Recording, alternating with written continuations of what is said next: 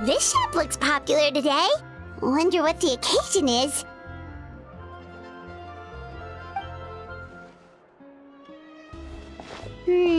Butterfly Dew Cosmetics now on sale. Looks like it. Oh, Sijween's here too! Hey there, Sijween! Hello there, Traveler and Paimon. I hope you're keeping yourselves fit and healthy. You bet we are! So anyway, what are you doing here, Sijween? The Duke insists I take regular vacations in the Court of Fontaine. This one just so happened to coincide with a promotion for a new skincare product, so I came over to take a look. I like to keep up with the latest industry developments when I can, to help me with my magazine articles. Wait, you write? For a magazine? Which one? It's called Beautés en Fleur, and it's run by the Fontaine Beauty Association. I've done lots of articles about skincare for them, using the pen name Maritime Flower. Oh, wow! You're a Maritime Flower? If Paimon's not mistaken, you're one of the leading figures in the Fontaine Beauty Association! What's so weird about that? Everyone loves beauty! I really like this role. The staff at cosmetics shops are always so polite. And as long as I wear a big smile on my face, I always get the best customer service. Well, they sure don't want to make an enemy of the Maritime Flower. Obviously, it's because of Sijween's love for beauty. Still a leader of the Beauty Association? That's incredible. The truth is, I study this field because I cherish my own appearance. It has nothing to do with being beautiful or not. Oh, the words of a master beautician defy comprehension! Oh, wait, you're saying that natural beauty is the highest form of beauty, right? Not really. Actually, Melusine aesthetics are very different from human ones. We don't view humans based on their appearance. If I had to describe our approach, I'd say it's based on cuteness. Oh! Really? Yep. Still, I really value my current appearance, and in the process of taking care of it, I've ended up learning quite a lot about skincare and stuff. It turns out, my knowledge and experience is pretty popular with beauty product lovers. It came as a big surprise to me, though. Oh, Paimon gets it now. But speaking of your appearance, how come you look human anyway? Are you like only half Melusine?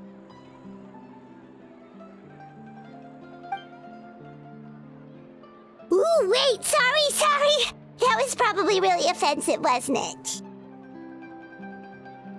No, I don't mind. I'm not mixed, though.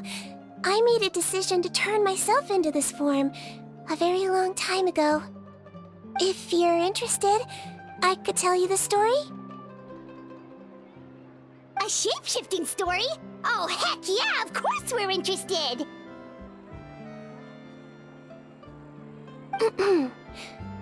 Once upon a time...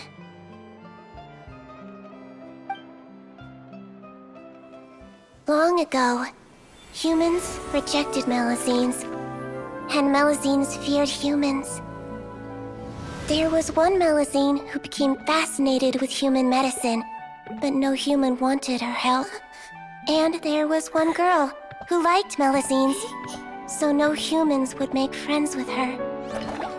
So, the Melusine became the girl's friend, and the girl became the Melusine's patient. Your checkup's all done. You're still in perfect health. Thank you, Dr. Melusine. In this game of doctor and patient, a friendship was born.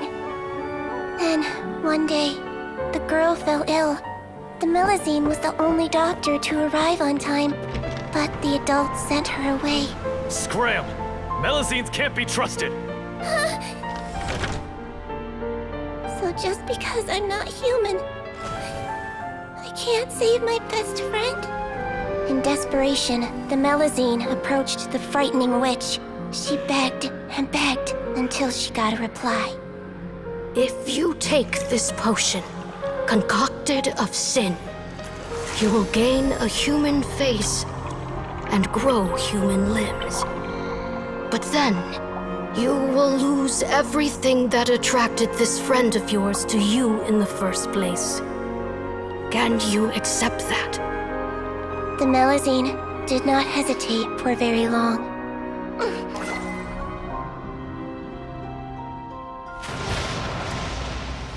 On a rainy night, a little doctor knocked on the girl's door.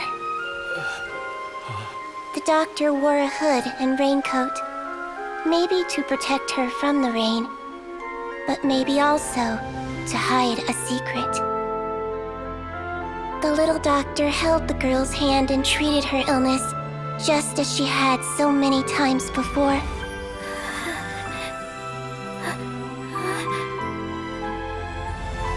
Dawn came, and the little girl's condition improved. But the little doctor was long gone, for she knew her friend would never recognize her again. And so, since then, I've lived my life in human form. Most people who know me just think I was born this way. Ooh. A witch? A potion? Why does this sound like a fairy tale? Trust me, it's a true story. Must be the way you told it then. It just sounds so...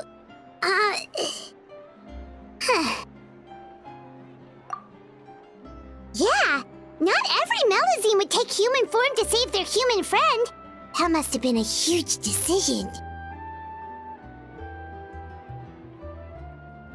Treating patients is a doctor's duty. We must always find a way, even when the going gets tough. Ugh. It's so crazy that they turned you away just because you were a Melusine, especially when their daughter was so sick. Well, sometimes appearance can be a real barrier. But that was a long time ago. I like how I look now anyway.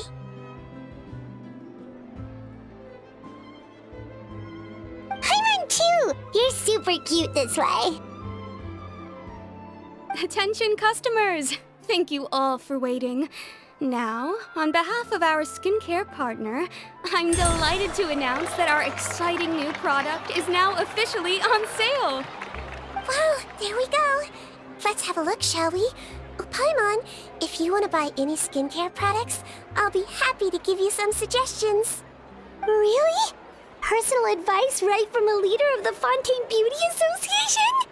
What an honor! Allow me to introduce our newest skin lotion, Butterfly Dew.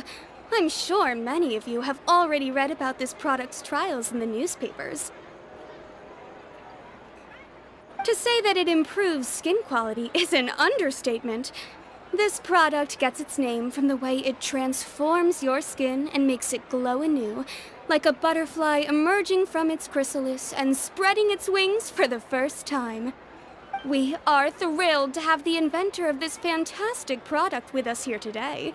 Please welcome Mr. Rawat, a researcher from the Fontaine Research Institute. Now, without further ado, I'll hand over to Mr. Rawat to tell you all about what Butterfly Dew can do for you. Thank you. Hello, everyone. I'm Rawat, and I developed Butterfly Dew. Wow, what a looker. He's a researcher? Wow, he's really challenging the stereotype. It seems that everyone is surprised by my entrance. Or should I say, my appearance. I'm well aware that researchers are generally better known for their brains than their dashing good looks. In that regard, I do believe I break the mold somewhat. Of course, appearance is a skin-deep way of defining a person. And yet one's appearance can be a very real set of shackles, holding a person back in their life. It can rob a young person of their self-confidence when applying for a job, dissuade a young lady from approaching the one she loves. Our actions are at the mercy of our appearance, and we slowly become the very person that the outside world sees us as. But what if I told you that those shackles can be broken? If our appearance prevents us from changing, then let us first change our appearance itself. Wash away moles, birthmarks, and wrinkles, and they can no longer rob us of our confidence. Replace them with luster and radiance, and we shall never again hang our heads in shame. That is why Butterfly Dew exists. Its mission is to allow us to shed our pupae, undergo a complete metamorphosis, and embrace a new life. Well, whether it actually works or not, after that speech, Paimon's already sold! Mr. Robot, could I ask if you've used this product yourself? Of course, I tried it many times while I was testing it. You can consider me a product ambassador. Wow, then it's sure to work!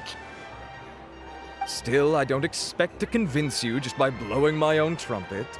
So, could I get a volunteer from the audience to try it out? Oh, Paimon volunteers!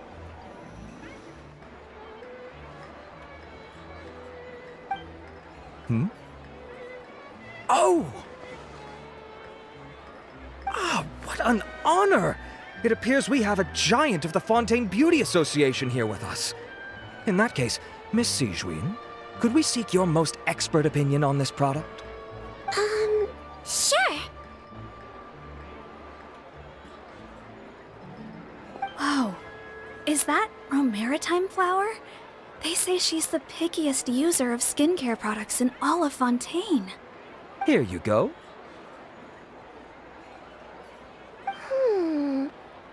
Well, it's very kind to the skin, and the absorption rate is high. Even for Fontaine, this is a first-rate product. Wow, now that's high praise!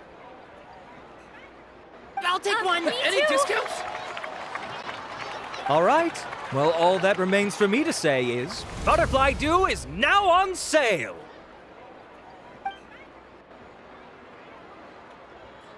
Think we should buy a bottle too? Aww, really? Well, it's still good to care for your skin though, right? Paimon definitely feels kinda rough from being exposed to the elements all the time. And if you're worried about whether it's the right product for you, well, luckily for us, Sijwi's here, so we can get an expert consultation.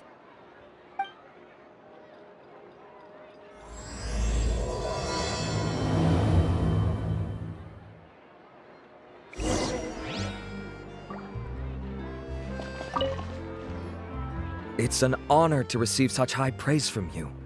To be honest, I was also hoping you might be able to point out some flaws in the product so I can keep improving it. With most skincare products, the pros and cons only become apparent with long-term use. Yet, this one has instant benefits, improving skin quality without any obvious side effects. It's one of a kind. Don't worry though, I plan to keep using it, and I'll publish regular reviews in Beautés en Fleur. You can read my thoughts there. All you need to do is subscribe. Oh, I was hoping for a more casual conversation, but you are a beauty association leader after all. I understand if you want to keep this professional. Sijwi! Oh, excuse us, Miss Beauty Expert, but do you think this product is a good choice for me and her? Wait, are you the renowned traveler? That's right, and by her side, the equally famous Paimon. Well, I don't normally handle customer questions personally, but since it's the traveler asking, allow me to make an exception. Butterfly Dew is made for all skin types, so no matter who you are, you can rest assured that it will be kind to your skin. If anything, it might be marginally more effective on Fontainian's skin, but other than that, it works the same on everyone. Why would it work better on Fontainians? In the interests of protecting my trade secrets, I'm afraid I can't answer that, Miss Paimon. All right then. How about a friend discount? Save yourself the trouble. I'd be greatly honored to have both of you use my product. Here, take 2 bottles for free. Yay! Paimon's private fund survives! I can see why you might think that, but please don't misunderstand. This gift is simply a token of my esteem. There's no business motivation behind it. To me, finding new customers for Butterfly Dew is about meeting kindred spirits, fellow admirers of physical beauty. I consider it a labor of love. Admirers of physical beauty? Eesh, that's embarrassing to say out loud. It sounds so shallow. It's nothing to be ashamed of, Miss Paimon. Most people claim to desire inner virtue, but it's still physical appearance that turns their heads. This is a fact of life. It's only natural for people to desire to become beautiful. And that's exactly what inspired me to choose this research direction in the first place. You're right. Everyone loves beauty, don't they? Look at the time. My apologies, but I have other things to attend to. I'll leave you with these 2 bottles of Butterfly Dew, and I look forward to seeing you again. Paimon, I'd say there's no need for you and the Traveler to use this product for now. Why? Is there a problem with it? The quality is fine. I just think there's room for improvement. I think I could add some ingredients to the mix to make it more effective. Really? Then why didn't you tell Rawat about that? Researchers are a very special breed of human. You can point out their flaws to their face and they won't mind very much. But if you tell them that someone else could do a better job, ooh, now that'll make them really upset. If I'd mentioned it, he probably wouldn't have given you those 2 bottles for free. Fair enough, that makes sense. If you're interested in the more effective version, I can write up a list of ingredients for you. Just come get me once you've gathered them. When you say more effective, you mean it'll make Paimon even prettier? Ooh, how can we say no? As for me, it's probably time I got back to the Fortress of Maripede. I mustn't leave the infirmary unattended for too long. Alright, see you there then!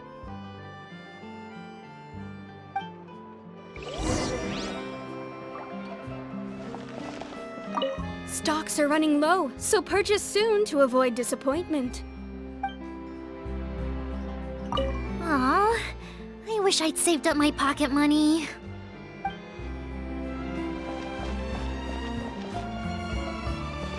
I was looking to switch up my skincare routine anyway. I'm gonna try this out as soon as I get home tonight. I'm buying for a friend, but I just want to check. This is designed for both women and men, right?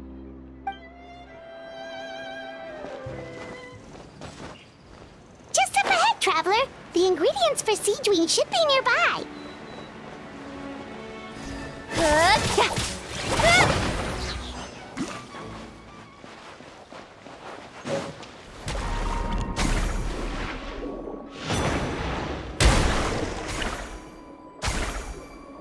Great! That's everything! Let's head to the Fortress of Maripede!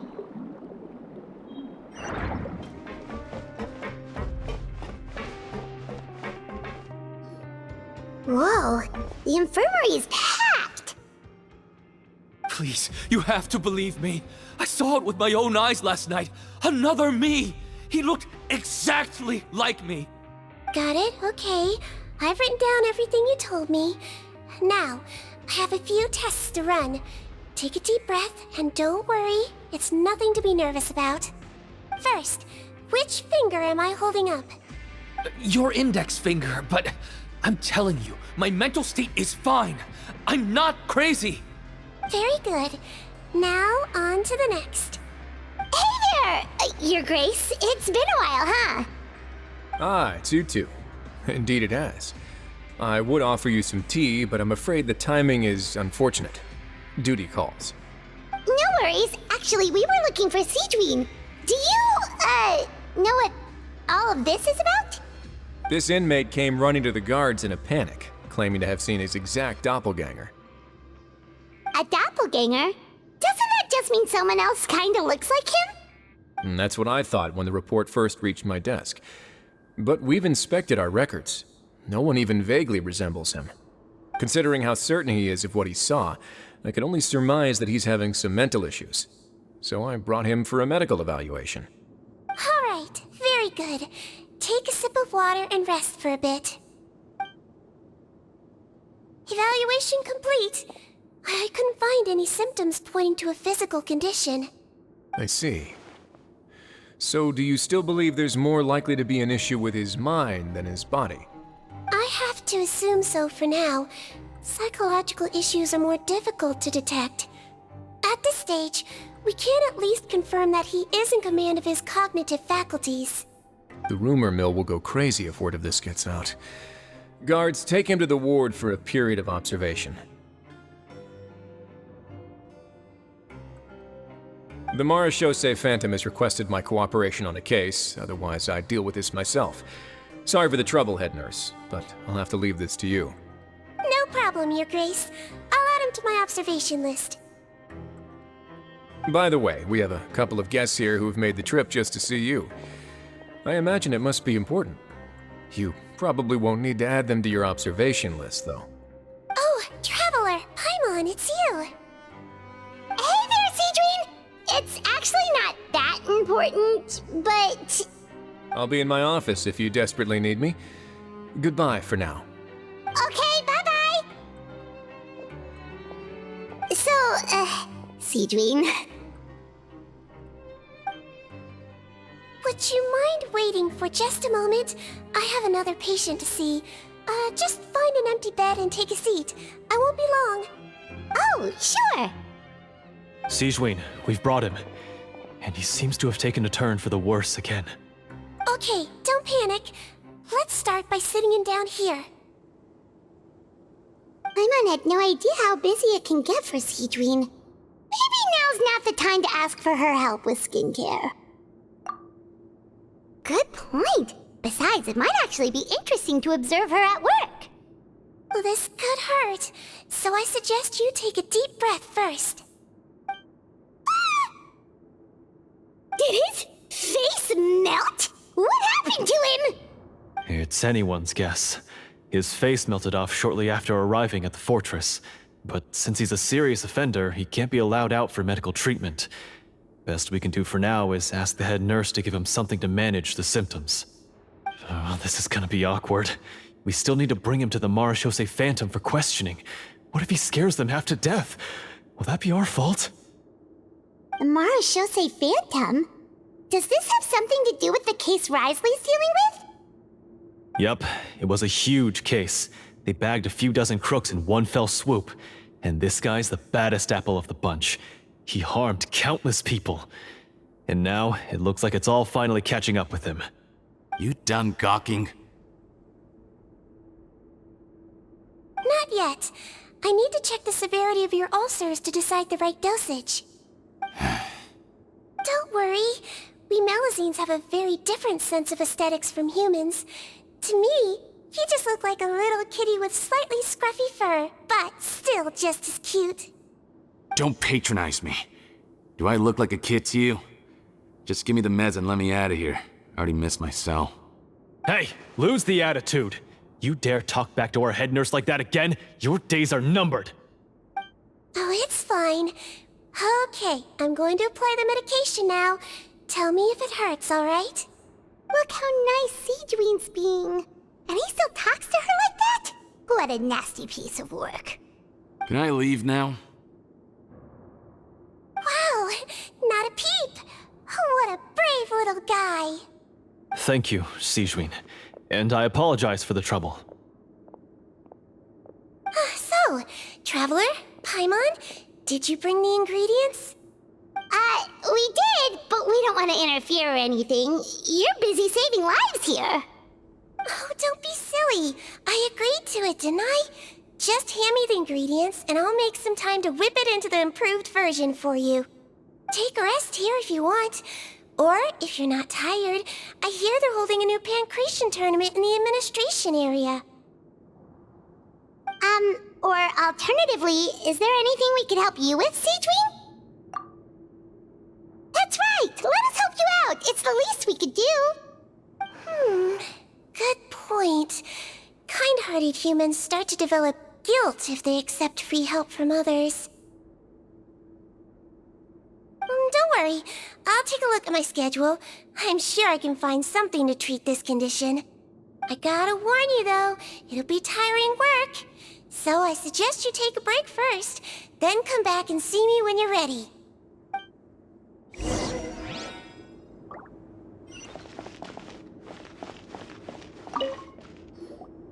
We're ready, Sijwi. What's our first mission? I found the perfect job for the traveler. First, I'd like you to lie down in this bed.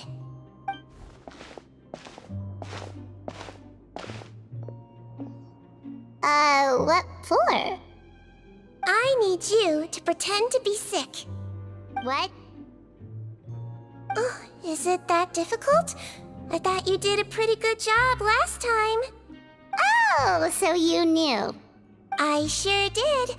She was way more interesting than the usual malingering inmates.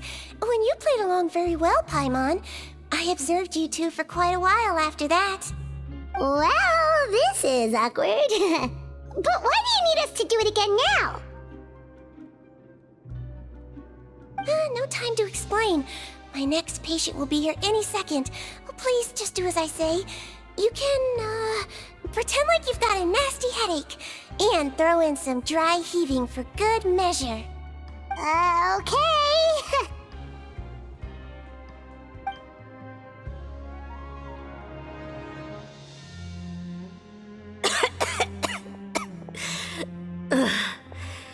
Hey, Doc, it's me. I'm only here because my mom won't stop pestering me about it. So annoying. Well, your mother has enough on her plate with a busy job. Well, the last thing she needs is to worry about you being sick as well. I know. I shouldn't treat the place like a playground. Shouldn't go swimming in the lower levels where we join up with the sea, because it'll give me a cold and distract her from her work. I thought I'd be able to have some fun here at the fortress for a few days, but it's always, don't do this and don't do that. All right, sit yourself down and I'll take your temperature. Your fever still hasn't gone down. Well, here's your medicine. 1 cup for starters, and we'll see if it helps. But Doc, it's so bitter. Do I really have to drink it? I mean, I'll be fine, right? I've got an uncle who caught a cold. His fever went away on its own after a couple days. Can't you just write me a note saying I'm on the mend? I just need something to keep my mom off my case. I sure can. You're a very brave boy, after all. Huh? Brave? What makes you say that? Well, if you want to rely on your own immune system to clear up your fever, oh, then you'll have to tough it out like this young lady.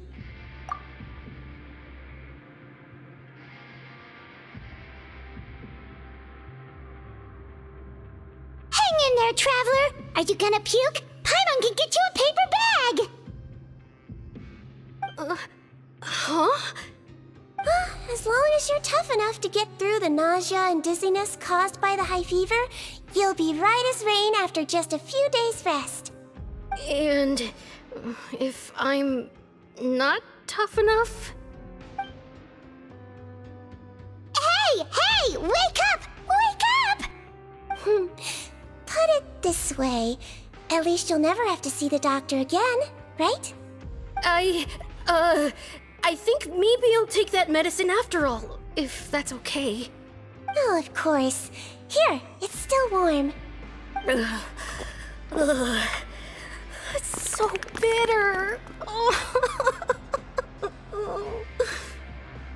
done. Great job, you two. That kid really doesn't know what's good for him. His mother's a guard here. She's been working back-to-back shifts lately, but unfortunately his father's away on a business trip right now. She had no choice but to bring her son here for the time being. He was quite happy at first. He seemed to think that the Fortress of Meripede would be all fun and games. So you made us put on that act just to scare a kid into taking his medicine? That's a pretty sneaky trick. Seems like there's a whole side to Sijwi we never knew about. It's a technique I learned from my teacher.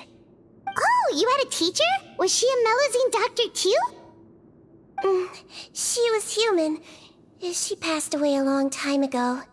Oh, sorry. No, it's fine.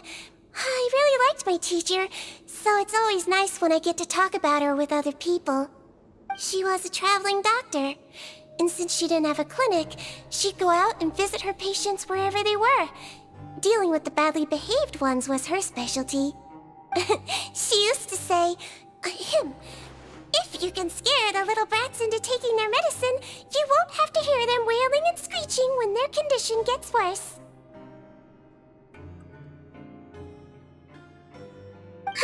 She sounds like a pretty strict teacher. Strict? Well, that's not how my teacher saw it. She thought of herself as terrifying to kids. Strange way for a doctor to describe themselves. Now Paimon's curious to know what she looked like. Oh, as it happens, I actually have a picture of her. Oh, wow, yeah, okay, that'll terrify the kids. Yep. All the children she treated thought she was a witch. Why does it almost sound like you're envious of her? Oh, because I am. If she was here, all the children would take their medicine without any need for tricks. A doctor who looks like a witch. True, they wouldn't dare try anything funny with her around. Oh, me, on the other hand, it's hopeless.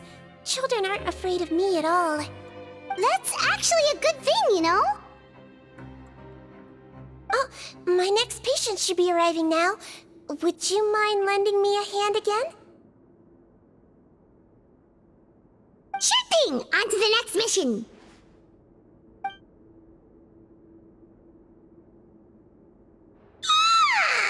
Is it nighttime already? That flew by. You really have a busy job, Sijween. Well, thanks to you two, it was much easier today. Aww. Should we get some rest? It's getting pretty late. Oh, there is one last thing. I have to keep it confidential, so I usually leave it till after everyone's clocked out. Confidential? Are you sure you can tell us? It's fine. You're not living here anymore, so it's okay if you know. All it is I have to prepare some ingredients to make healthy meals with. Wait, you mean those healthy meals? My patients refuse to eat any healthy meals I prepare in front of them, so I have to prep the ingredients in secret, then let the chef at the Coupon cafeteria handle the rest. Considering even the chef's version makes people uneasy, it really makes you wonder what's in it. You want to find out? I can teach you how to make it. That way, if you ever suffer from exhaustion on your future travels, you can prepare a healthy meal for yourself. It's really good for you, you know. Sure? Guess we can help out one more time.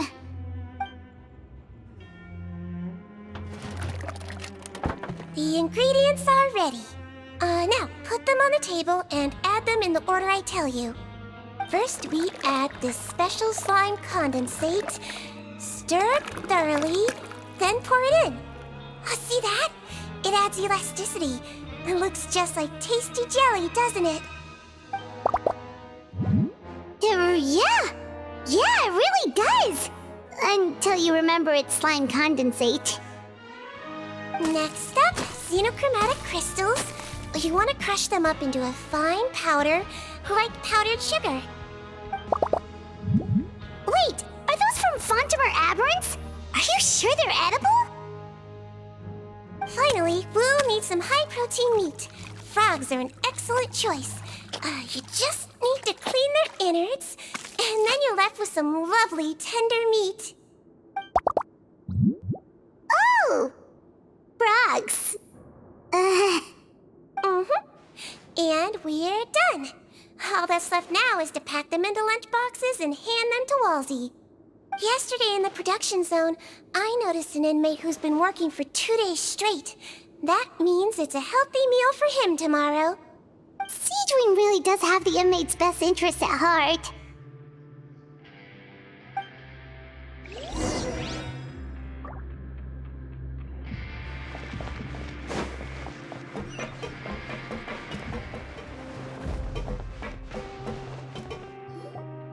Ah, head nurse. Got some extras for me? Just the one today. The serial number's on the lid. Sounds good. I'll make sure it gets delivered. Sounds like they're talking in code. Thanks for your help. Oh, it's no trouble at all. I only wish I could do more. You work so hard for all our sakes. I'd happily lose a little sleep if it meant helping you out. That won't do. If you reduce your sleeping hours any further, your health will start to suffer. All right. Nurse's orders. I'll do as I'm told. But you take care of yourself too.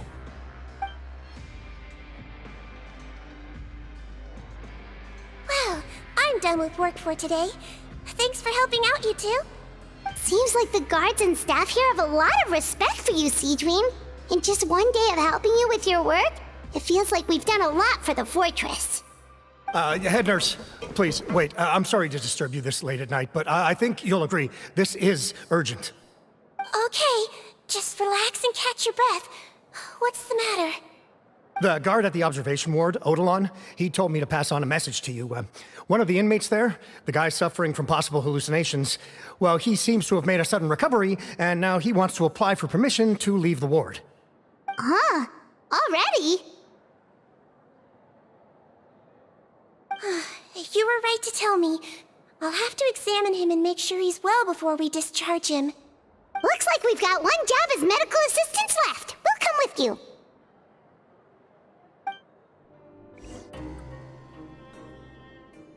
Ah, head nurse, you're finally here. I'm so sorry for all the trouble I've caused you, but I believe I've now made a full recovery. After giving it some thought, I'm sure that I was probably just seeing things. Stress-related, I imagine. I'd been working long hours, so I definitely wasn't in the best state of mind. I totally understand. Still, I have to give you an examination before I can discharge you, okay? So, take a deep breath and don't be nervous. It'll be the exact same procedure as we did this morning. We can start whenever you're ready. Again, so sorry. I was in such a state this morning, I barely recall anything. Would you mind taking me through it again? Oh, not at all. It's a lot to remember. First up, we have a little cognitive test. Just concentrate and you'll be fine. To start with, which finger am I holding up? Your pinky.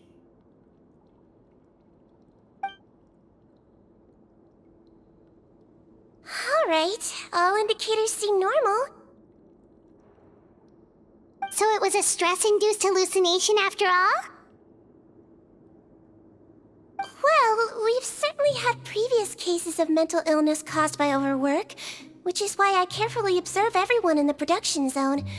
I wonder how I managed to miss the signs this time. Please, head nurse, you shouldn't blame yourself. I'm just still adapting, that's all. Pushed myself too hard, and I guess I couldn't take it. Thanks for looking after me. I'll be as good as new after a good night's sleep. And if you can give me the okay, I know I'll sleep better back in my good old dorm. It can be difficult to relax in an unfamiliar environment. All right then, you can leave the ward. I suggest you take 2 days off to focus on your recovery. I'll take you off the observation list for now, so you're officially discharged. Great. I can't thank you enough, head nurse. Mr. Odilon, could you escort him back? Of course. I'm on guard duty in the administrative area tonight, so nothing will go wrong. You have my word.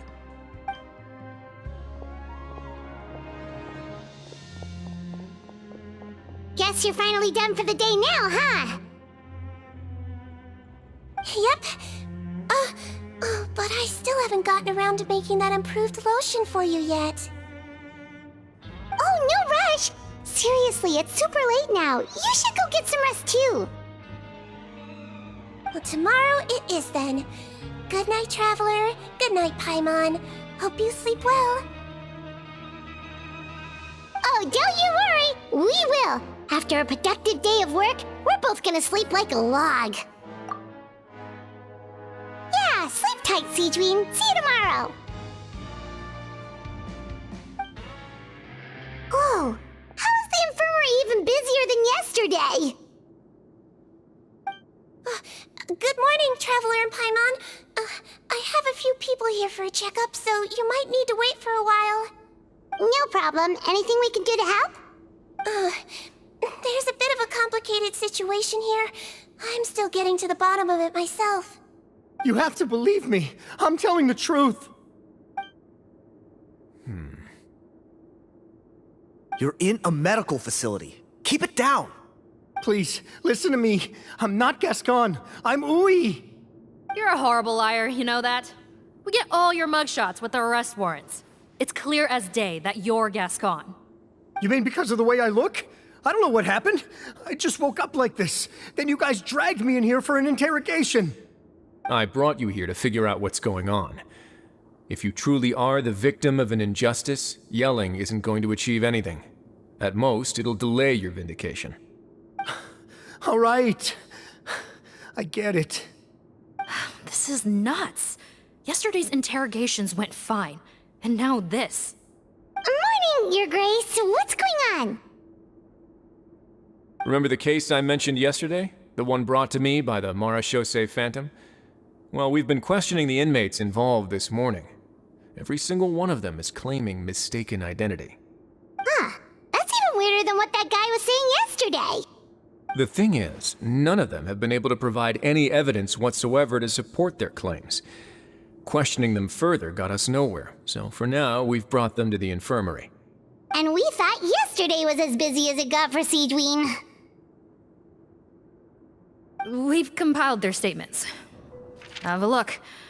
Perhaps there's something we missed.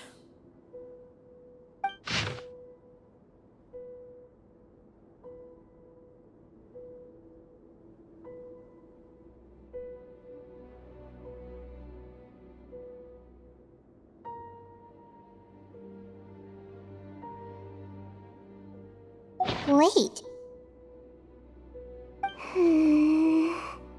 Release? Interesting. The inmates they spoke of in their statements appear to all be due for release today. I noticed that too. If that's their plan, they're underestimating us a little. Every serious offender claims that there's someone else who just so happens to be due for release today. And they're expecting us to go along with that. All the more reason to be cautious. Lumberzar, check the release list for today and make sure no one gets processed. We're gonna need an excuse, though. Just say we're out of forms, and that we're furiously printing more as we speak. I'm on it. It's conceivable that our group of serious offenders somehow found a way to switch places with inmates who are about to be released, so they can walk out right under our noses. We did consider that possibility. But I mean, just look at them. They match the warrants, period. How could there have been a switch? Only if they're dead ringers for the inmates due for release, I suppose. I gave you that name list yesterday to assist in your investigation. Did that help? Yes, the inmates' mugshots were attached to the list. The first thing I did was check for lookalikes, and I didn't find any. The only other thing that stands out to me is that their voices sound a little different today. But it's not exactly hard to put on a fake voice. Oh, really? What does our head nurse make of all of this? Give me a moment. I think I have a way to confirm whether there's been a switch. I know, it's not time to change your dressing yet, but please bear with me. Huh? Isn't that the guy from yesterday? This should be Honore. He has very severe facial ulcers, which require an operation in the hospital at the Court of Fontaine.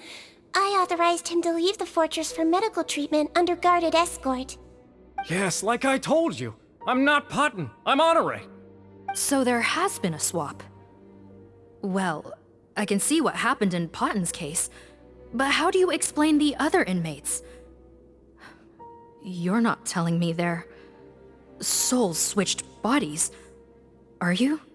No, I believe it was their faces that got switched. The method is a bit like replacing a tooth. Take the bad tooth out, put a false one in. And actually, I think I can prove it to you. Traveler, Paimon, do you remember Eric from the other day? Yeah, sure do. Then you can be my witnesses. To start with, please fetch the inmate who claims to be Eric.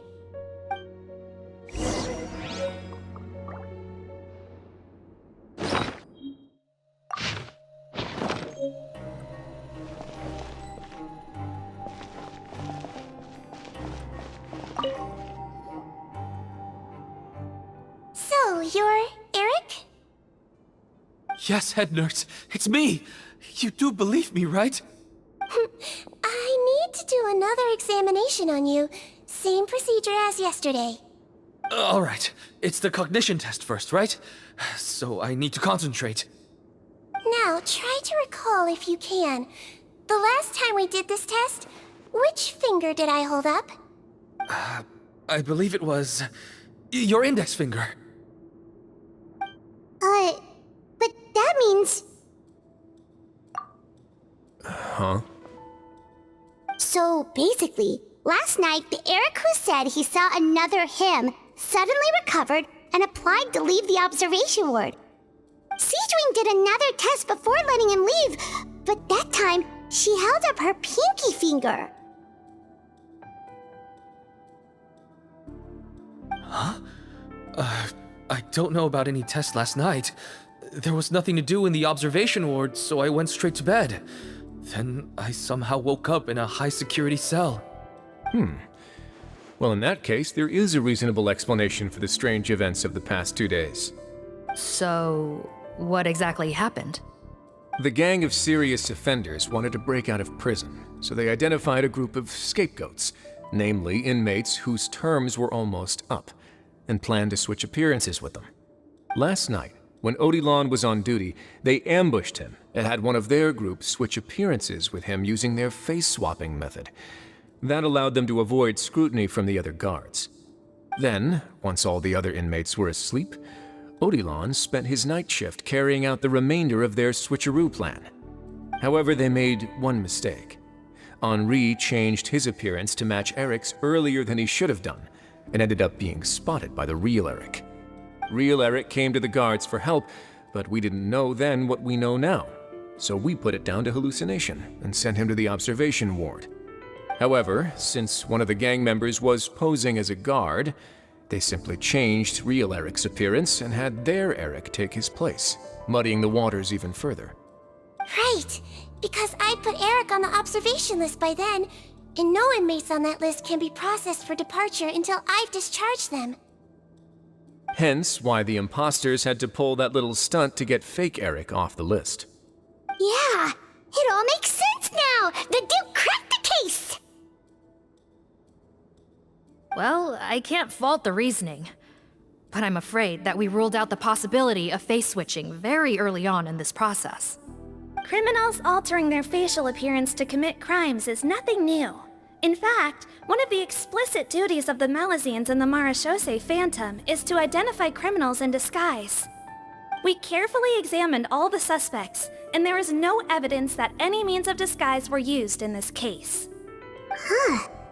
Well then, how do we explain all this? So far, it seems more likely that the gang stole documentation belonging to the inmates due for release, and are using that to commit identity fraud. Actually, there is a potion that can completely change someone's appearance. If they use that, even a Melusine wouldn't be able to detect it. A shape-shifting potion? Forgive me, head nurse, but this is the first time I'm hearing about it. If such a potion truly existed, it would jeopardize our entire investigative process at the Marechaussee Phantom. Are you certain of this? Yes, I am. But... Please, trust me in my professional opinion as an experienced clinician. At the same time, without any solid evidence, it's pure speculation. If we can round up all the inmates suspected of switching places, then have a little talk with both sides, we might just get our answer. Yep, let's do that. Okay. Well, It was our negligence that meant we had to come and conduct these post-internment interrogations. And I know it's put you out. We'll do it your way. Your Grace, bad news. I paused the releases like you asked, but we were too late. A bunch of people already got processed 2 hours ago. I checked the list, and sure enough, it's all the people who gave statements. 2 hours ago? That's before today's interrogations began. They had this all planned out. So there really was a switch after all. They really pulled the wool over our eyes on this one. We should be able to catch up with them if we leave now, right? Not if that potion is real. They can just switch faces again after leaving the fortress. And if the Marechaussées Melusines can't even spot them, we wouldn't know where to start searching. Yikes! So we're at a complete dead end!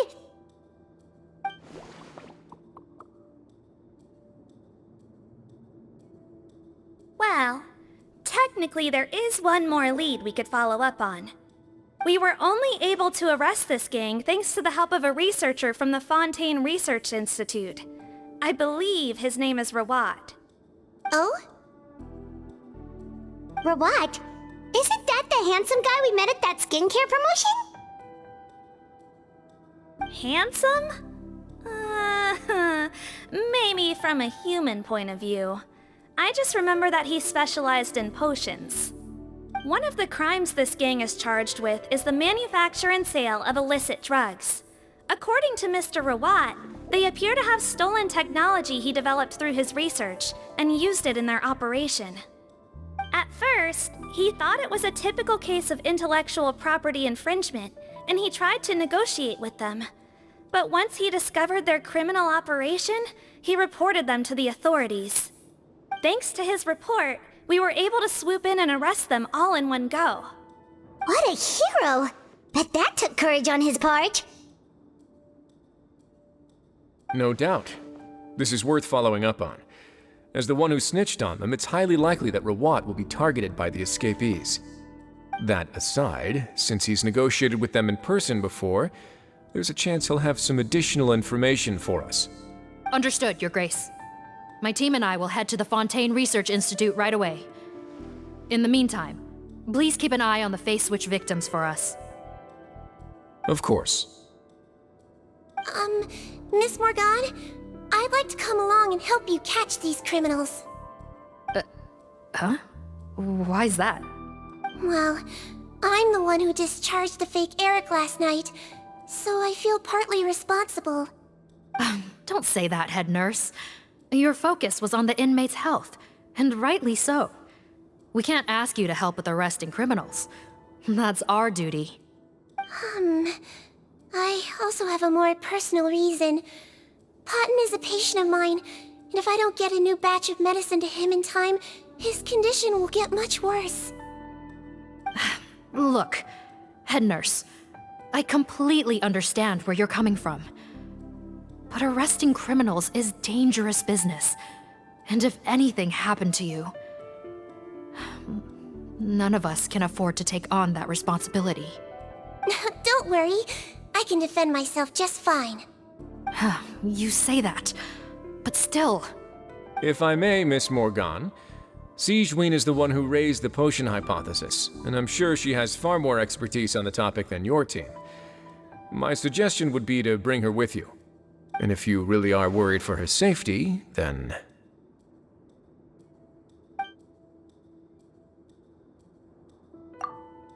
Ah, there you go, right on cue.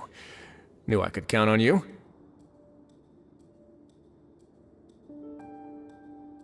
Okay. Well, since this plan has the Duke's blessing, far be it from me to refuse.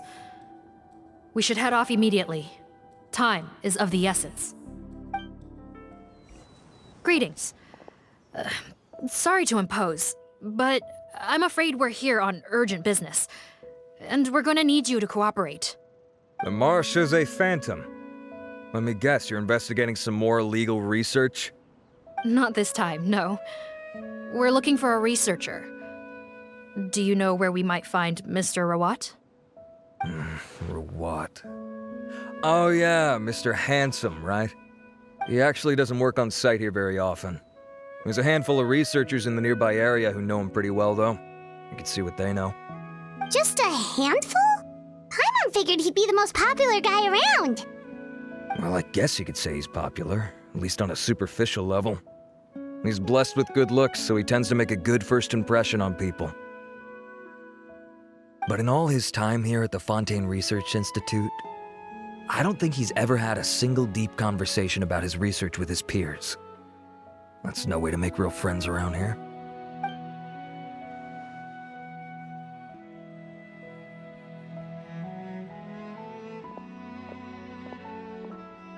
That's so weird. He definitely didn't come across like a recluse at that product promotion. Oh, I don't find that weird at all.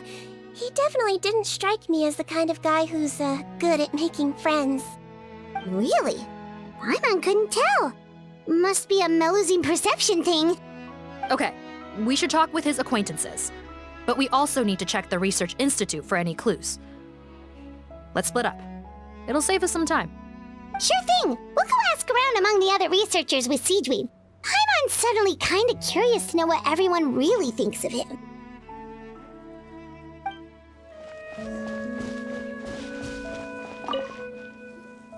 Hey there, are you in Teeb? What do you want? We're here to ask about Rawat. Any idea where he might be? We were told you were pretty close with him. Close? Not sure that's the word I'd use. He wouldn't even let me use his patent. Huh? It's been a good few days since I last saw him. I don't know where he's at. Go ask someone else.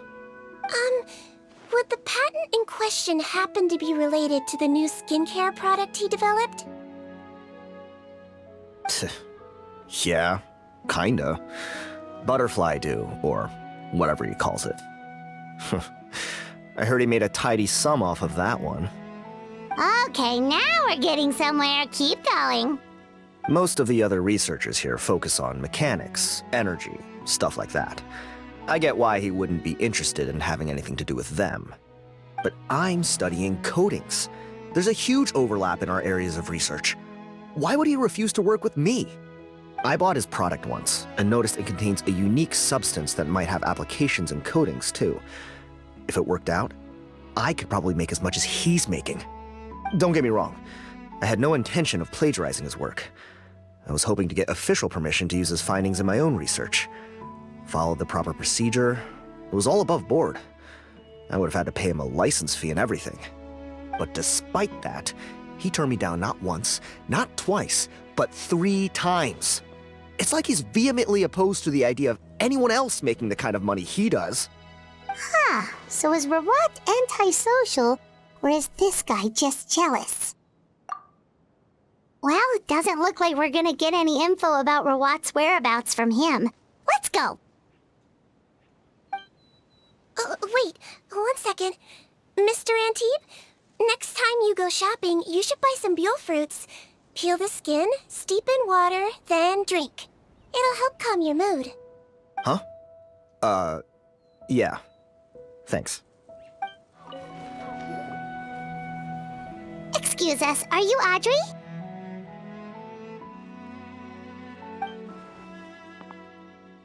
That's me. What is it? Are you close friends with Rawat? We're trying to find out where he is. Close friends? You mean because I told him I had feelings for him once? I doubt I'm the first or last at the Institute to make that mistake. Why would you single me out as a close friend? I should have known, really. Men like him, they just enjoy being surrounded by fawning women. They're not interested in a serious relationship. Okay. We were just kind of wondering if you might know where we can find him. Why would I know where he's at? I barely know him, and he probably doesn't even remember me. Ugh, this is getting annoying. Shall we go ask someone else?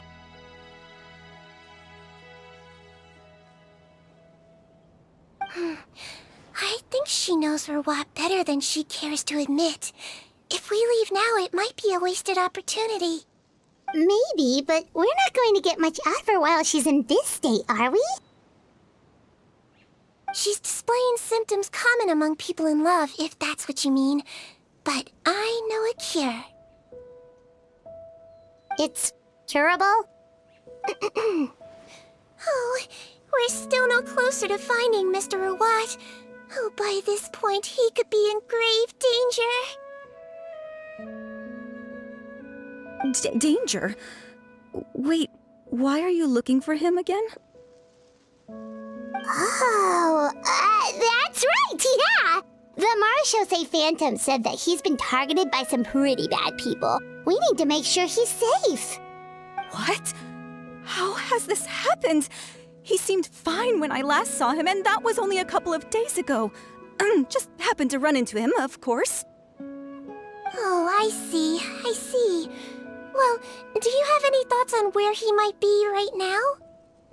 Okay, but this is purely out of concern for his safety. If he's not at the Institute, he might be at his mother's place. I heard she raised him alone, that they had it pretty tough financially, and these days she's housebound due to illness. He makes regular trips back home to check on her. Oh, okay. Do you know the address?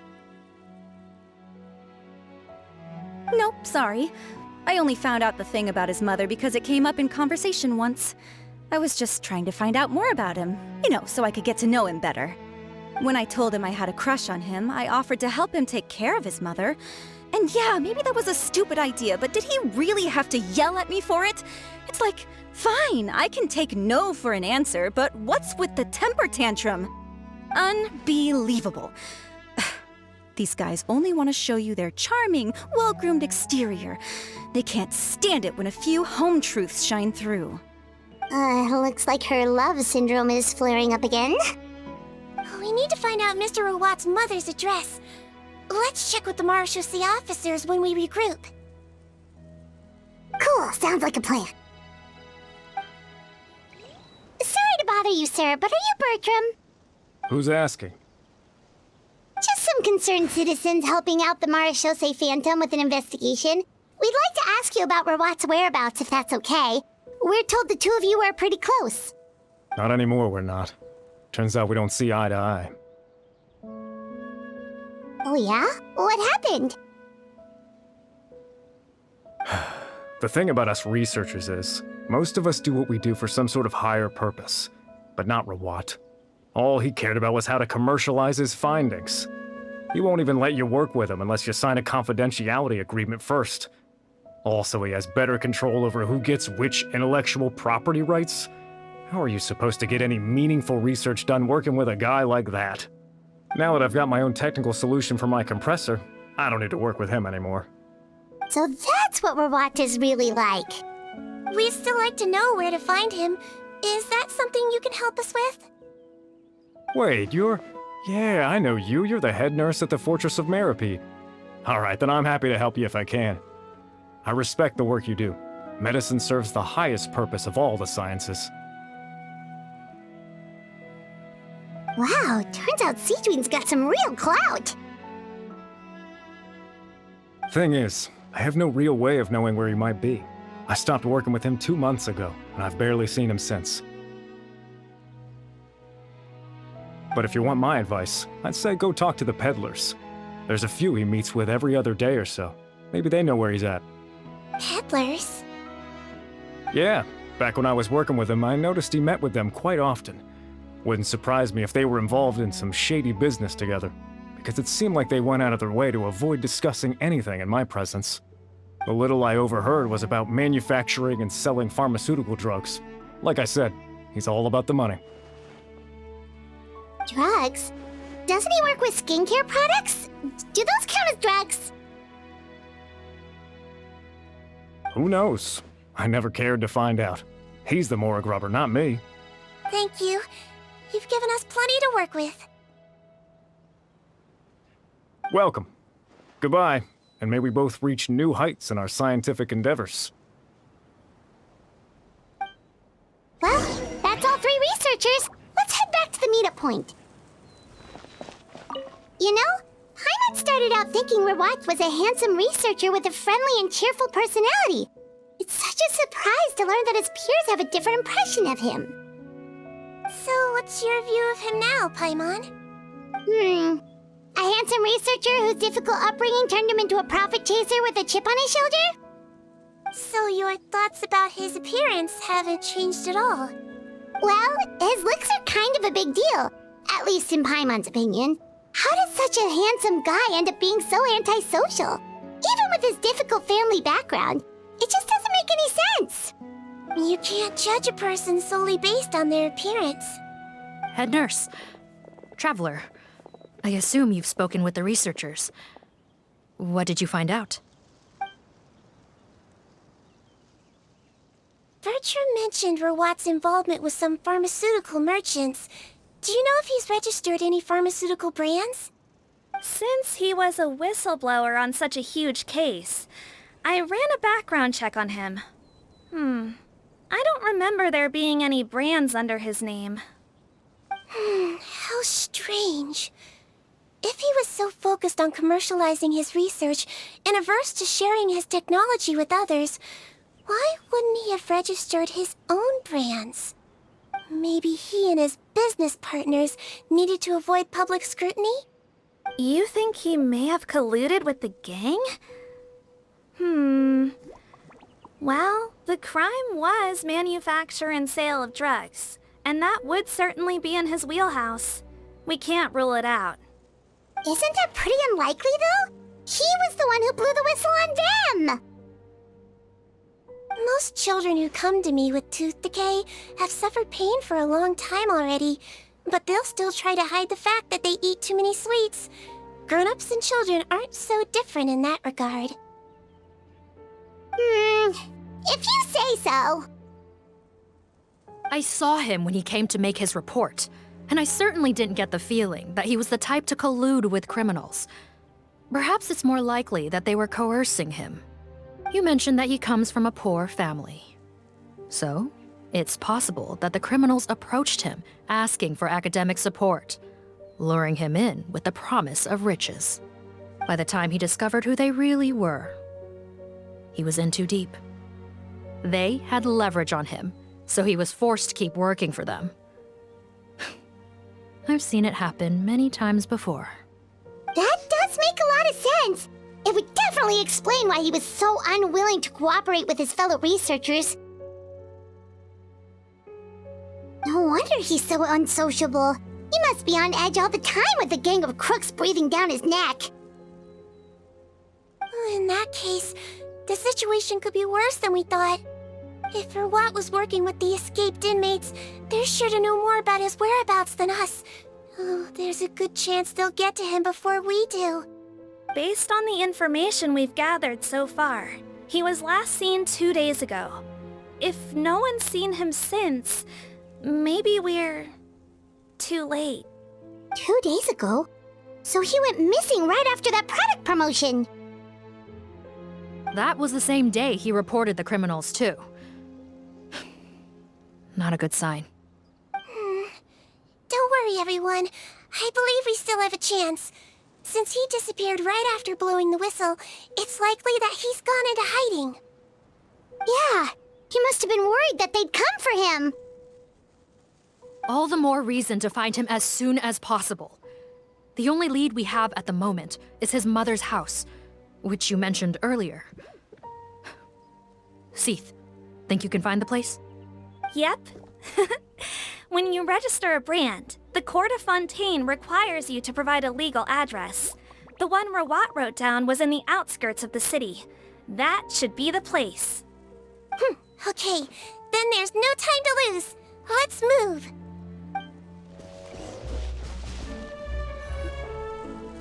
All right, this should be the house.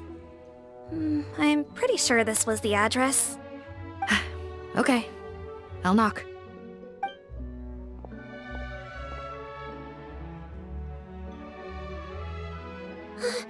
Sounds like whoever's inside has restricted mobility.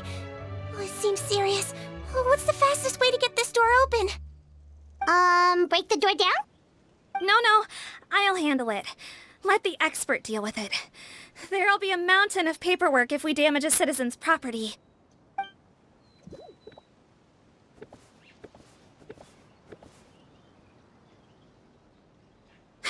Calm down. Deep breaths. Remember your training. Control your strength.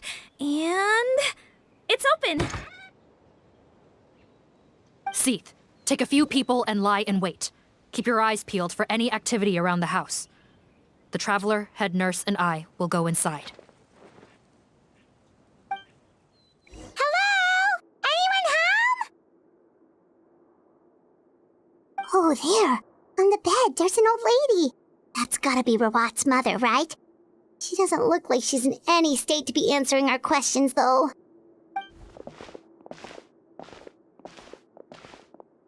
We could try, but she is very ill. We mustn't force it. Well, doesn't look like Rawat's here. She's the only one we can talk to. Yep. Allow me. Hello, ma'am. Might I ask if you're Rawat's mother? We are trying to locate him.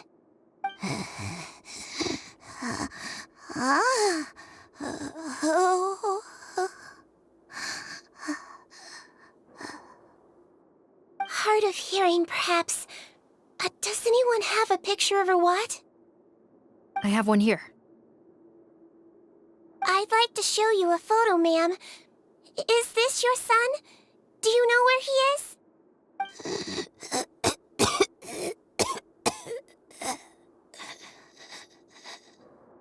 Looks like this isn't gonna work after all. Well, looks like we're out of leads. If Rawat's not here, things are looking very bad for him. Is it possible he could have avoided returning here because he knew he'd be in danger? Maybe. But if so, where do we look next? Maybe we should take another look at the Institute. Yes, so. I suggest we all return there now. We found a good amount of useful information the first time, but perhaps there's something we missed. This is our last hope. Sorry, officer, but could I stay here for a while? This patient requires some care. Of course. Traveler, stay with the head nurse. You're technically here as her assistant after all. Also, I'd like some Marechaussee members to stay as well, and keep an eye on the area. Why's that? If Rawat knows how serious his mother's condition is, he will return. Got it. Okay. I'll tell the squad members in hiding to stay put and keep a lookout.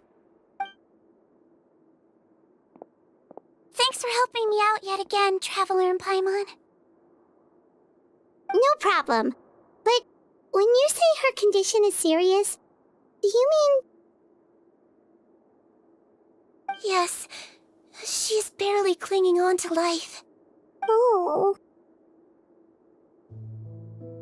Let me take care of a few things first. Could you pass me the towel over there? Yeah, of course.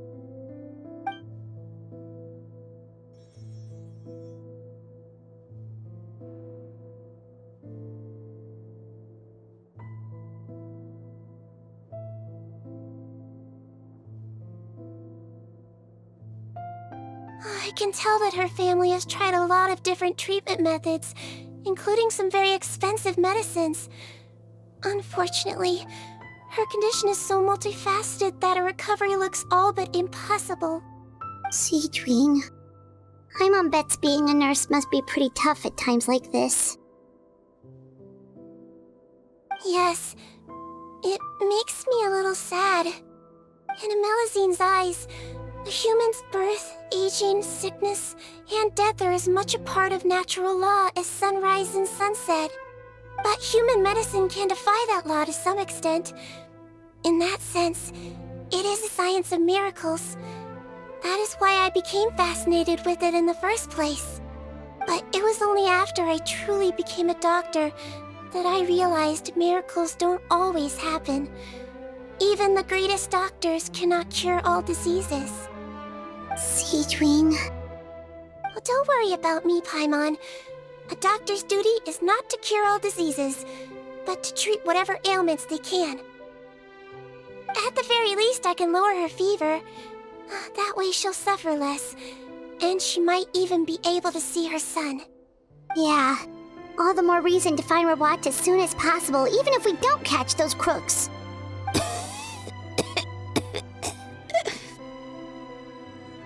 Oh, her fever is getting worse. Could I get some hot water? Sure, we're on the case.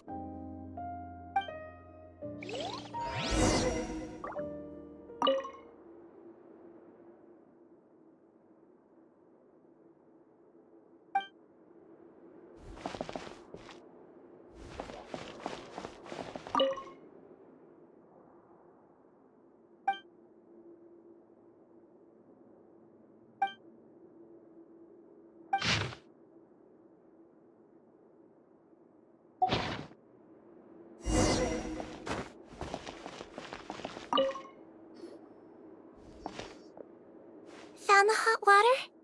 Sure did. And look what else we found. Judging by this journal, it seems like Rawat has a private lab. There's a good chance he could be there right now. We gotta go tell Officer Morgan right away. Oh, that's great news. But hold on just a moment. The wet towel is ready. I'm giving you another injection. Are you feeling better now?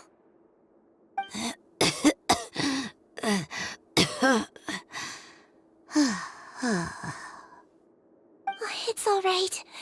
We'll go bring him back. Please hang in there. Thank you.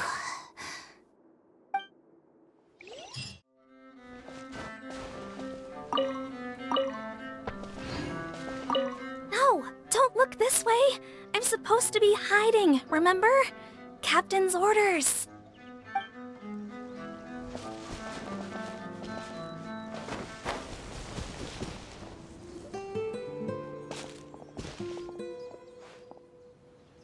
It's Officer Morgan! They're already here!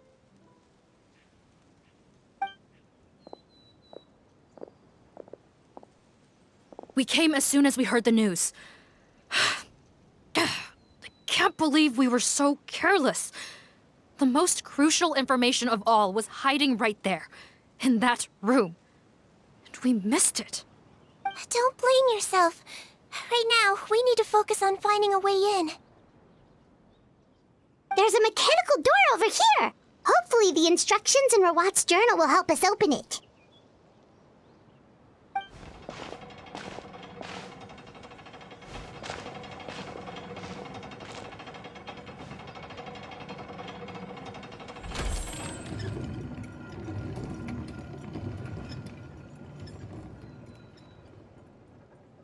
It's open. Let's go in.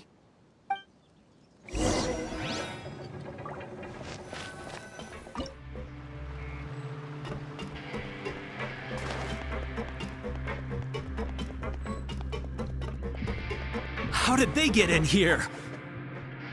Captain, up ahead! Those look like our fugitives! So they found this place too? Don't let any of them escape!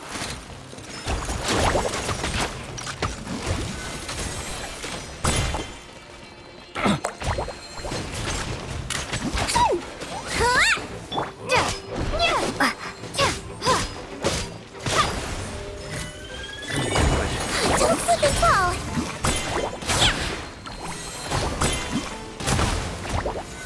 Another He might feel a little prick! Jump! Go!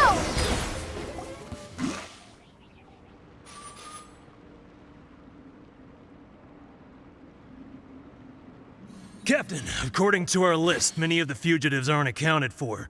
There may be others hiding deeper inside the facility. Ah, so these guys were just the lookout crew. The Marashose Phantom! How did they find this place? Wait, it's that guard from the fortress!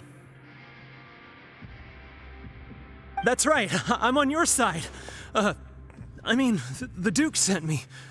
What's the matter? Some sort of mix-up? Mr. Odilon, Didn't I tell you a few days ago that you need to stop all field work until you've recovered? Well, you know, gotta help His Grace out. Share the load. Officer Morgan, this man is an imposter.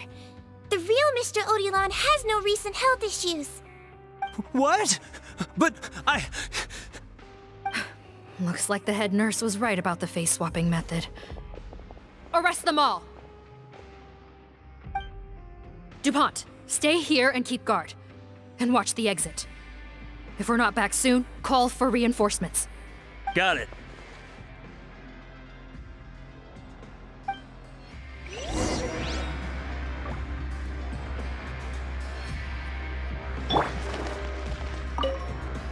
Don't worry, I got this covered.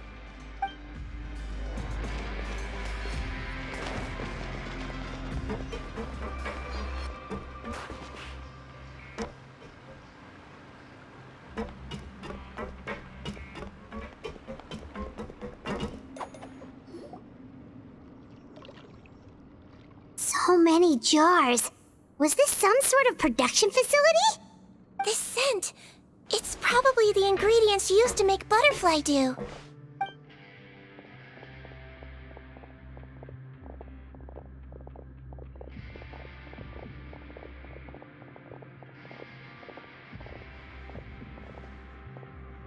How come they're all empty? Did it sell so well that he ran out of supplies? How strange. Why would Rawat choose to manufacture a popular product like that in such a difficult-to-reach location? Given our suspicion that he may have been coerced into the illegal drug trade, I would have thought that any production facility we find here would be used for illicit purposes. Perhaps butterfly dew is itself an illegal drug. Do you have any evidence for that claim? No, just a guess. We need to find Rawat as soon as possible. He has all the answers we need. Understood. Well, let's not linger here. Let's go. Come on.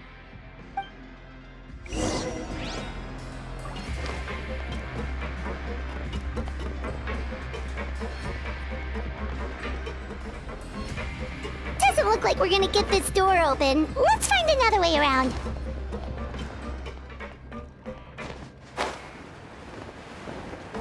This one's closed too!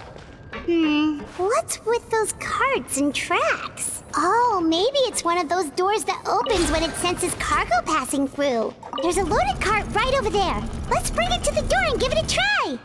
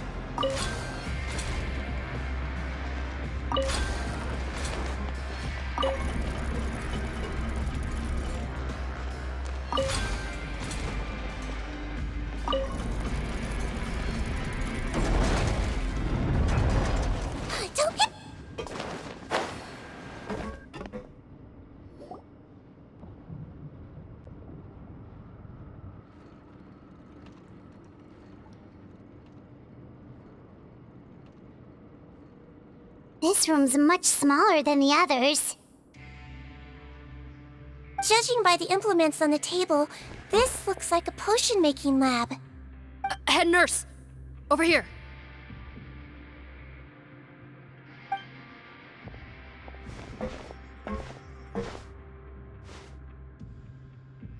see. Huh? Rawat's clothes? Why would he change here?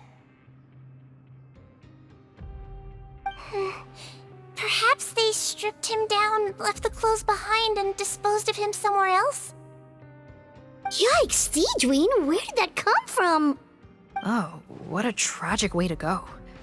Especially with such a bright future ahead of him.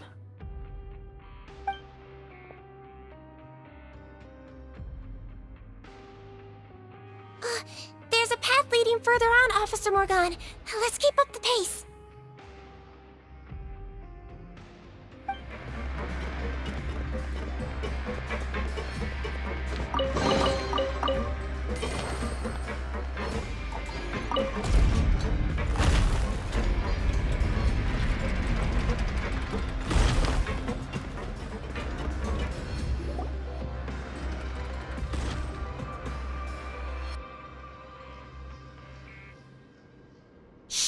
There's a whole bunch of people in there.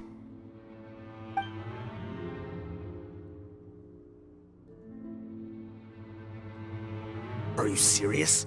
You're telling us that within a day, our faces are going to rot like yours? Fontanian physiology changed dramatically after that great flood, and it's not as compatible with this face-changing solution as before. The side effects are as you can see. Why didn't you say anything before we all used it? Look, my plan got you all out of prison, didn't it? You'd have much bigger problems to worry about right now if the Marechaussee Phantom found out about your other crimes. Consider an ugly mug getting off lightly. Ugh. You're just lucky we didn't leave you in there after you disappeared on us with no warning. We only let it slide because we're former partners. And now you have the gall to pull a stunt like this? Partners? Make no mistake, each of us is only looking out for himself. If you place too much trust in others, well, I'm afraid that's your problem. You hid things from me too. Remember how you each had a spare potion? You kept quiet about it until we planned the prison break? Oh, and you didn't have a secret spare? Then do you want to explain how you melted your face off before all this? Guys, that's enough. Calm down. It is what it is. Arguing won't change anything. What's the plan, Parton? I'm assuming you brought us here for a reason? There is no plan. We followed him here on the promise of more juice, but it turns out there ain't a drop here. Besides, what does it matter now anyway? He already said, even if we did get our hands on more of that stuff, switching faces again solves nothing. They're still gonna melt off eventually. I said enough arguing! Parton, tell us the plan. The most practical solution is to continue using the potion. Keep switching to a new face before the ulcers can start forming. Are you kidding me? This stuff was hard enough to get a hold of even when we had a supply. Now you're asking us to use it like skin lotion, after the flood all but wiped the supply out? Well, there is another option. But you'll have to make a deal with me first. Okay, now we're talking. What's the deal? I have a document I took from that researcher that details how to make a replacement. Just give me one bottle of the undiluted fluid, and I'll get to work. What's the problem? I thought you always kept reserves. Or do you really just have one spare bottle each? What do you think? That we were shipping them into the fortress of Meripede by the basket load? Well then, say hello to never showing your marred faces in public again. Ugh, I've heard enough! Get him! Let's see if that document even exists! Freeze! Marechaussee Phantom! What? Who let them in? Officer Morgan, before anything else, please find out Rawat's status. Rawat? I don't see him. Hand over the hostage now, if you want any chance of avoiding an extension to your sentences. Spare us your condescending attempts to coax us back to our cells. You think we're looking to negotiate? Rawat is dead. Parton? Arrest them all! Don't let anyone get away!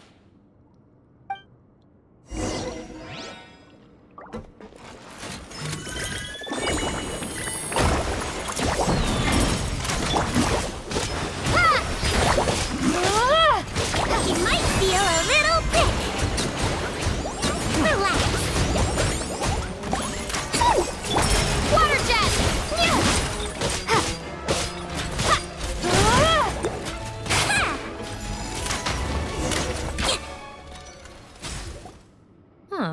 Gotta say, I never expected to see the head nurse in combat. Some patients respond better to a more aggressive treatment plan. Did we get everyone? Captain, we finished the head count. Potten's missing. Over there! The door's closing!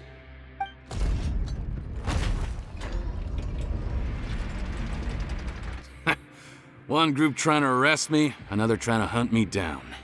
Good. I gotta kill two birds with one stone. How did he get up there?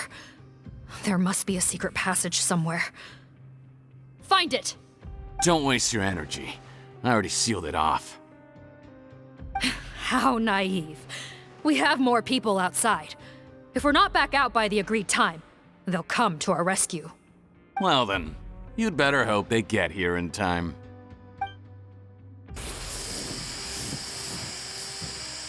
There's some kind of gas leaking from the pipes. Be careful, it's poisonous. This is our distribution center, where we store the product derived from our source solution. We had to use special fire prevention methods to prevent contamination. The pipe network here was designed to emit a gas for firefighting. One little modification later, and it makes an efficient death trap. Why would you do this? Your partners are here too. Oh, please. If they can't supply what I need, they're of no further use to me. Besides, I can't have them exposing my potential whereabouts. He's a maniac! Come on, we gotta find a way to open that door! Go ahead, struggle in vain. Once the last of you croaks, no one will ever find me again. So long! Are you sure you're ready to leave, Potten? You haven't changed your dressing today. You can't cure my face, just give up. And what if I could? Nice try. You're just trying to stall me.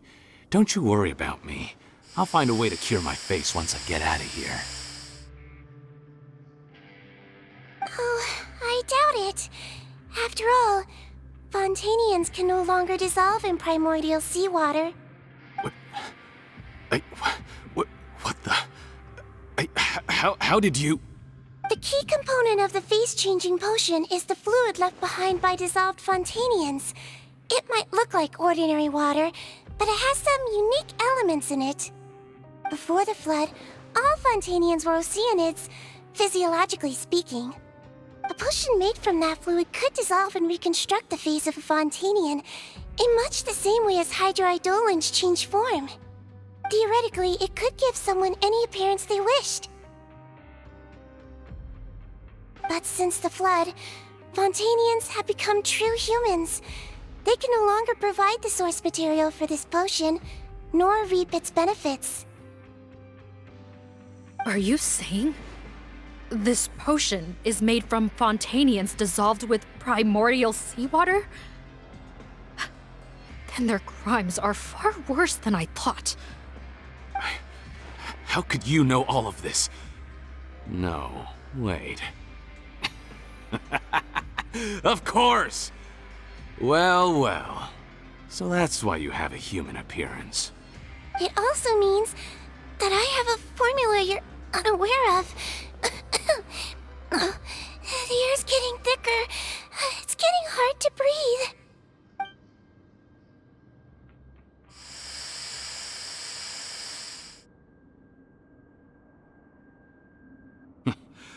I might get to make a deal today after all.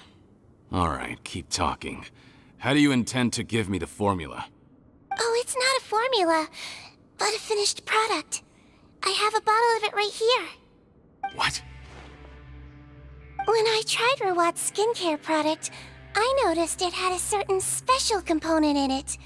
So I had my friends gather some other ingredients for me, and sure enough, a little experimenting later, I'd produced the potion.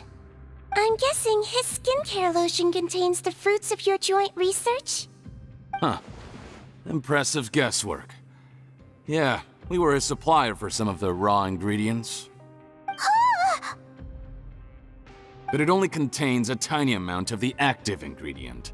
The effect is minuscule compared to the undiluted fluid. Well, I found a way to reverse reverse the dilution process, giving the skincare lotion a similar effect to the fluid it is derived from. That's impossible. If I tell you some of the ingredients, I think you can figure it out. First, you need to combine tainted hydrophantasm tissue with transoceanic pearls at a ratio of around 3 to 7. Tainted hydrophantasms and transoceanic pearls. I see. Can't believe I never thought of that. So, can we make a deal? Sounds good to me. There's a delivery pipeline beneath this window. Drop the potion in, and I'll release you all. Nope, not trusting you that easily. You're like those naughty kids who try to hide their illness. Open the sluice gate first, then I'll hand you the potion. Even if you're not bluffing, your potion won't cure my face permanently. You really think you have any leverage here? I'm not closing the valve this time. Clock's ticking. Fine, then I'll just stand here with the potion in my hand. And when I faint from the poison, I'll drop it and it'll be destroyed. No.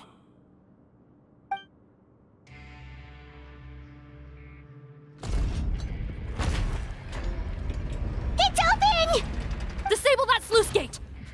Jam it! Don't let it close again! That's more like it. In that case, a promise is a promise. Head nurse, there's too much poison gas in here. We have to leave, now! That was too close. That button is a real nasty piece of work. Oh, don't be too quick to sit down. Moving around a little will help relieve the soreness. Same goes for you, Traveler. Oh, but Paimon, you should be fine, right? Flying fast is pretty tiring too, actually.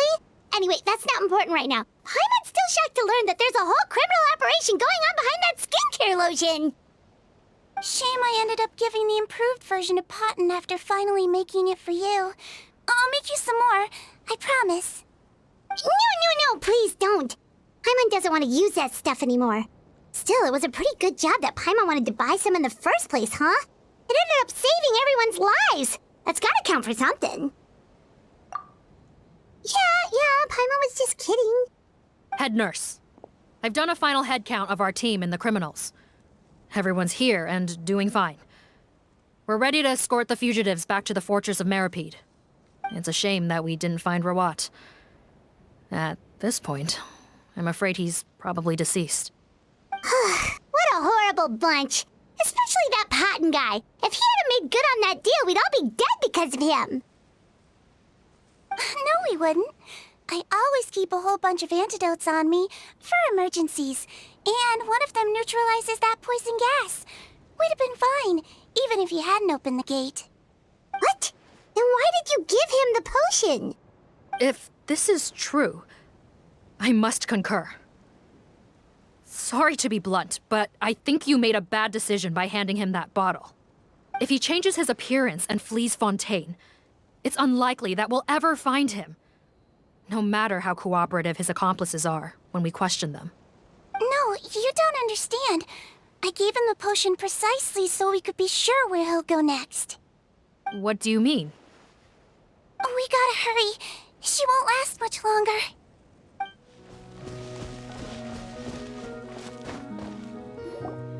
Don't move a muscle. I might be short, but I pack a mean punch. Captain, you're just in time. While I was lying in wait, I spotted this crook snooping around, trying to find a way in. So I detained him. Oh, his face. Are you... Potten? So this is where you were heading, huh? What? This is how Potten looked before his face was marred. His current appearance matches the mugshot on his arrest warrant. I see. Wait, so what's going on? Wasn't the whole point of the potion to disguise himself and escape Fontaine? Why would he change back to his original face and run right into our trap? Enough of this nonsense. Let me in! You better pipe down. There's an old lady in there who's very sick. No way are we letting a crook like you inside. To heck with it. Listen to me. I'm Rawat, That's my mother in there! He's gotta be lying, right? Rawat was a victim in all this. He was forced into it against his will. How could he and this monster be the same person? Forced against his will? That's the funniest thing I've heard all day. Back when I was being coerced, everyone thought I was colluding of my own free will. And then when I actually became a criminal in my own right, you all suddenly thought I must be under duress. Amazing what a difference a handsome face makes. Save us the speech. Explain yourself. You want an explanation? Fine. I'll tell it how it is. When I was just Potton, the whole world treated me with contempt. Ew. What do you want? Get away from me. Women despise me. Collaborate? You don't look like much of a researcher to me. My peers scorned me. Mr. Potton, was it? I'm most interested in your research. Consider my offer carefully. I doubt you'll find other investment opportunities. Only villains would work with me. You want out of the game? Forget about it. Turns out, I slipped up a little.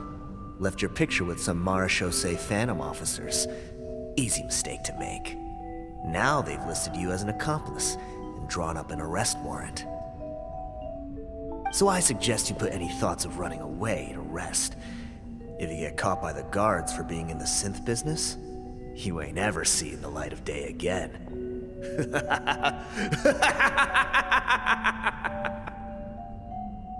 There was no way out for me. Until I could stop being Potton. Mr. Rawat, I have something I'd like to tell you. I became popular with women. This new potion you developed is fascinating. Genius, in fact. Would you consider working with me? I'd be happy to sign a licensing agreement. My peers looked up to me.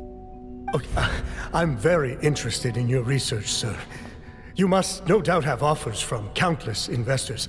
So far be it from me to ask for a full collaboration, per se. I merely wanted to express my interest. No pressure at all, naturally. And the villains even began to fear me.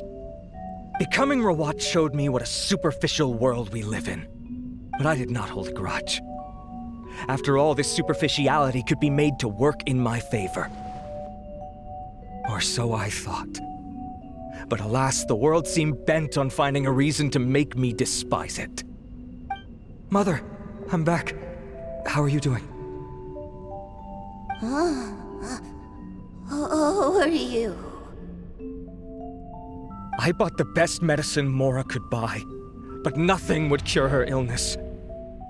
In the end, I hoped she'd at least be able to see her son one last time before she passed, but when everyone else rejected me, the only person who cared about me was my mother. Then, when I became a rising star in the Fontaine Research Institute, I was unrecognizable to her. I have to let her see me again. Even if it means donning my own wretched, ugly face. Well, is that enough explaining for you? Now do you understand? Let me inside already! Have you ever considered if you'll even be able to look your mother in the eyes after what you've done? You found a way to completely change your identity. You could easily have escaped from them. But no, you chose to keep working with them. Why would I want to give up on such a lucrative business? The profits were dozens of times that of the synth business, and it was all above board.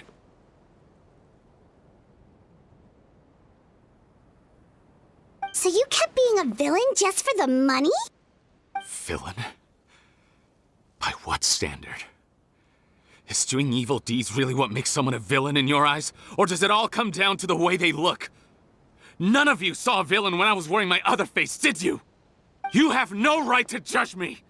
You're all just fake people living in a hypocritical world! I regret nothing!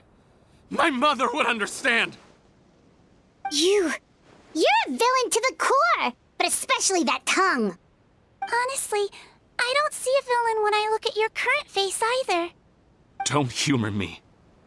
You don't seem surprised by my confession in the least. How long have you known the truth? I didn't know anything for sure until you chose to take that potion bottle and spare our lives. But if you're asking when I started suspecting you, it was the first time you came to see me at the infirmary. I had to confirm my suspicions. That's why I chose to join this investigation. Are you kidding me? A young, promising researcher and a wretched criminal? What on earth gave you the idea that they could be one and the same person?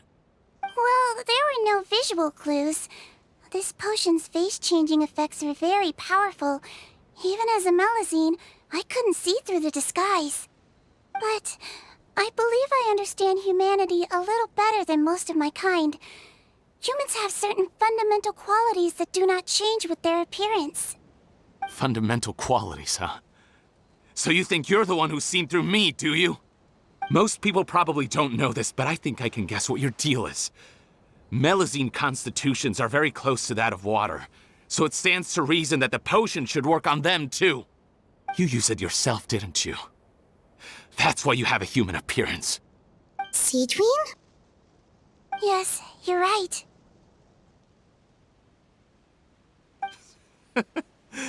I'll bet it was back in the days when Melusines were discriminated against because of their appearance. It was either carry on living in the gutters as part of an alien race cast out by humanity, or become the head nurse of the fortress of Meripede, revered by all. Not a hard choice to make. It's a no-brainer. So you see, you and I were the same.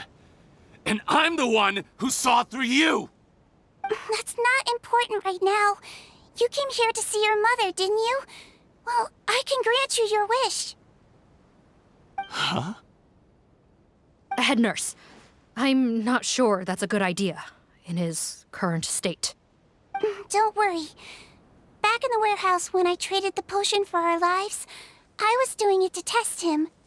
He was willing to risk sacrificing his only chance of escaping capture by opening the gate in exchange for the potion. Also, he could see his mother again. If nothing else, his concern for his mother is genuine. I see. So before you arrest him, please allow him to see his mother one last time. The Traveler and I will accompany him. You have nothing to worry about. All right. I understand.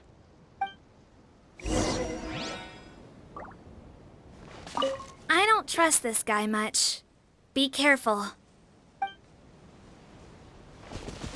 Join the head nurse inside. If he tries anything at all, shout.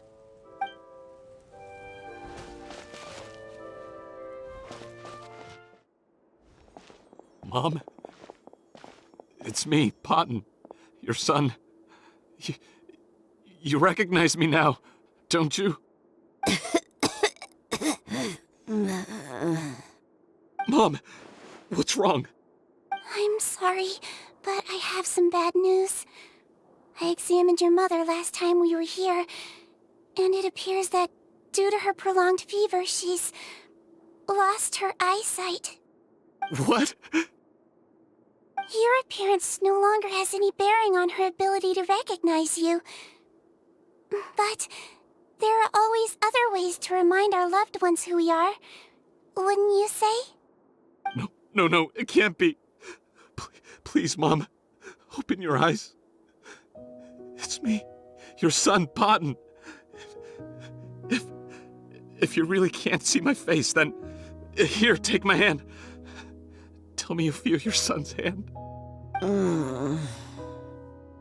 I've done so much to get to this point. Please, you have to recognize me. No. The temperature of his palm must have changed. I'm sorry. It seems I couldn't bring him back to you after all.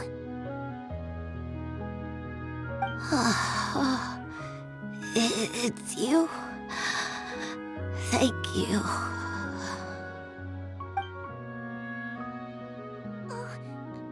Of course. Mom! Why will you answer her and not me? Why? Why? No more questions, Potton. She's gone. Mom?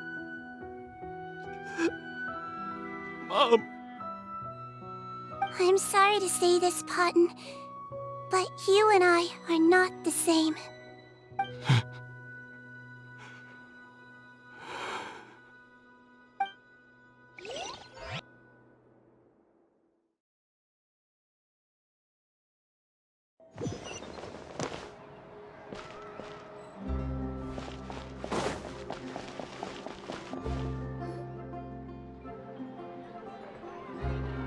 The wait is over, everyone! The sale of our new skincare product, Romaritime Essence, will now begin. Another skincare promotion! And it's selling as fast as last time. Wonder what people would think if they knew what was in the last batch. Oh, Sijween's here too! Hey, Sijween! Oh, Traveler Paimon, hello! Oh, I hope you two got a good rest yesterday after all your hard work. Of course! Nurse's orders, right? Anyway, are you here to take notes for your next article? Actually, I'm mostly here to help Officer Morgan wrap up yesterday's case. Ah, that reminds Paimon. That stuff sold like crazy, didn't it? Is it gonna cause huge problems? Nope, there's nothing to worry about. Unless modified, Butterfly Dew is an excellent skincare product that's completely safe to use. Besides, officers have already retrieved all Butterfly Dew purchased on the market. Now it's just a matter of disposal. After consulting Monsieur Nervulette, I came up with a way to neutralize any harmful effects, so it'll evaporate naturally without polluting water or soil. Wow, it's Sijween to the rescue again! Thank you for serving as our consultant, head nurse. All the butterfly dew we recovered has been disposed of, according to your instructions. Great! Good job, everyone! Also, you mentioned you wanted a copy of Rawat's interrogation records. Well, technically, Potton's records.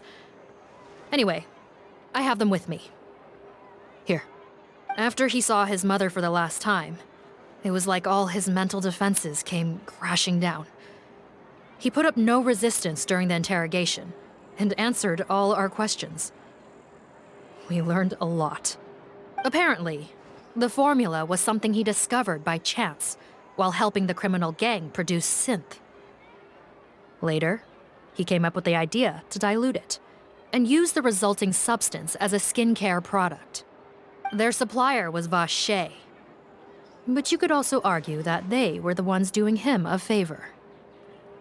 His operation helped Vache's gang dispose of an enormous amount of evidence. It made for a seamless collaboration.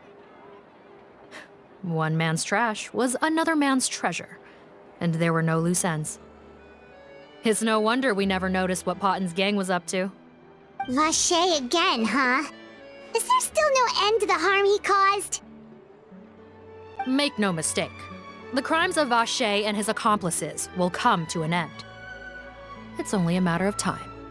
Since the flood cut off their supply of primordial seawater, they've been forced to resort to riskier methods, like using their private reserve to attack people on the street.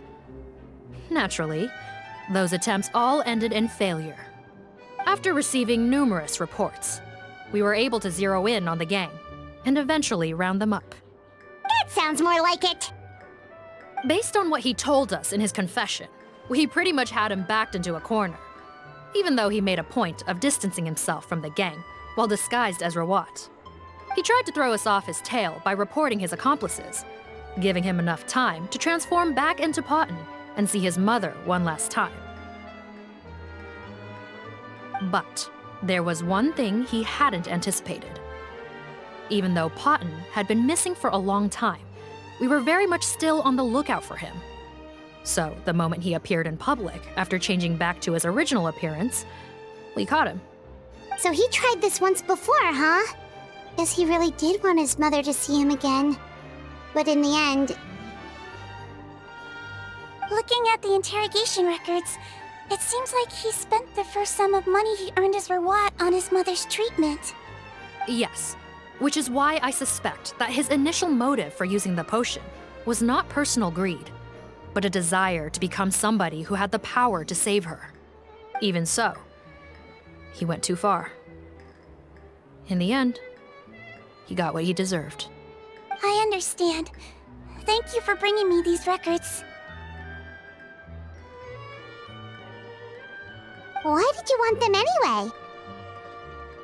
Patton was one of my patients, so I need to put together a medical file for him. My teacher always stressed that a person's life experiences are just as important to their file as their medical history. Why are you still treating him like your patient? Isn't he kind of beyond redemption now? That may be true, but a patient is a patient, regardless of the choices that bring them to my care. One last thing, head nurse. Please keep everything you know about this potion a secret. It would be for the best if most of Fontaine knows nothing of its existence. I know my fellow officers and I will be able to sleep easier if that's the case. Of course, not to worry. Thank you for understanding. I'll take my leave then. So, Sijwin, did you really use that potion yourself? Why do you sound so surprised, Paimon? I told you all about it. It was quite a while ago now. You mean that story about the witch and the potion? So it was really, actually, genuinely a true story? Yes, it really, actually, genuinely was. But... I know. There are some secrets I can't tell anyone about. But considering everything we've been through together, I know I can trust you with them. Before I tell you, though, could you follow me somewhere? I want to pay my respects to an old friend. Of course!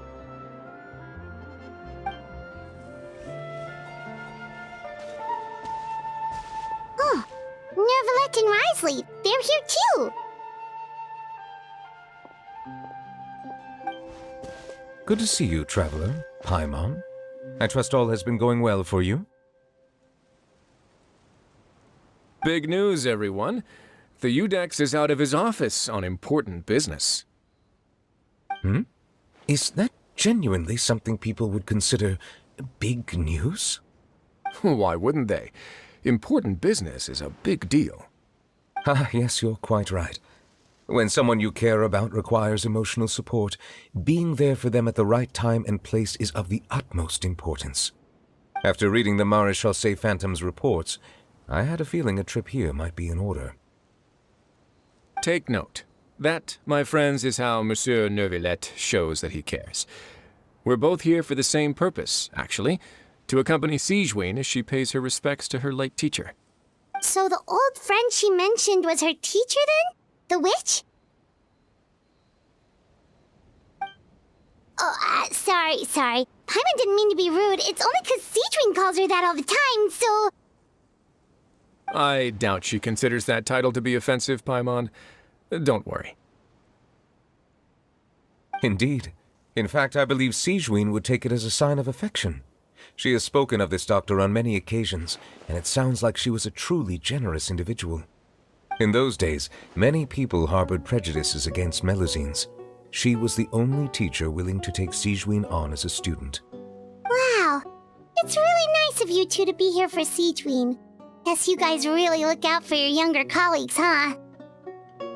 Younger colleague? Well, that might be true for the UDEX, but I'm not sure I can say the same. Sijwin served a sentence in the fortress of Meripede hundreds of years ago, and after she did her time, she decided to stick around.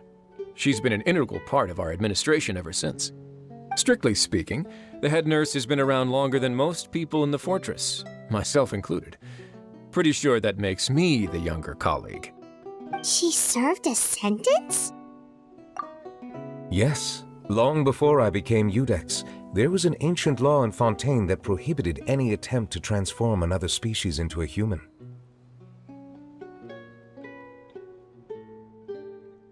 Initially, I and most researchers believed this law to have been imposed due to ethical concerns.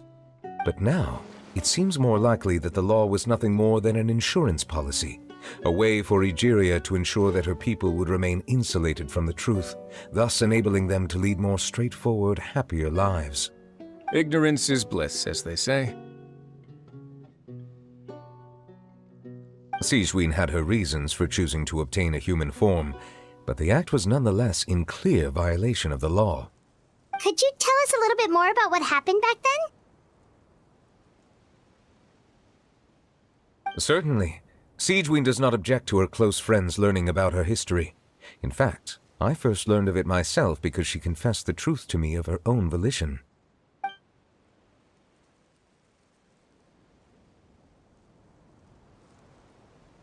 Even with their daughter so ill, they kicked you out? Stubborn as always. And prejudice isn't a disease I can cure either.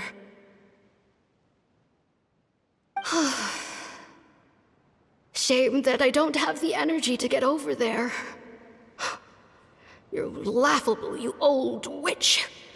You want to save everyone in Fontaine, but you can't even save the patient before you. Master, what are you...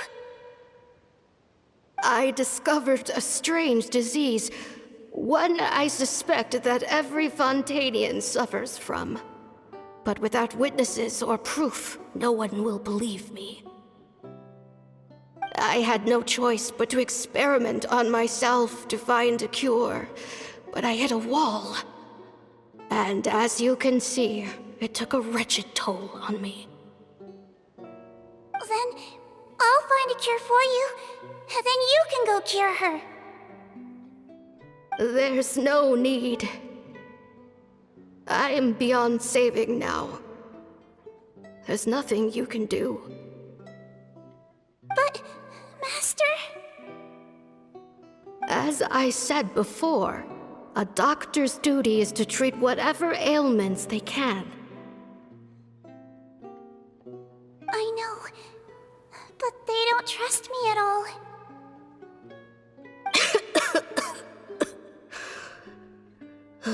That girl. She's your first ever patient, isn't she? Tell me, what cost are you willing to bear to see her cured? I'll do whatever it takes. Even if it means breaking the law and being punished for it? As long as I don't hurt anyone. Yes.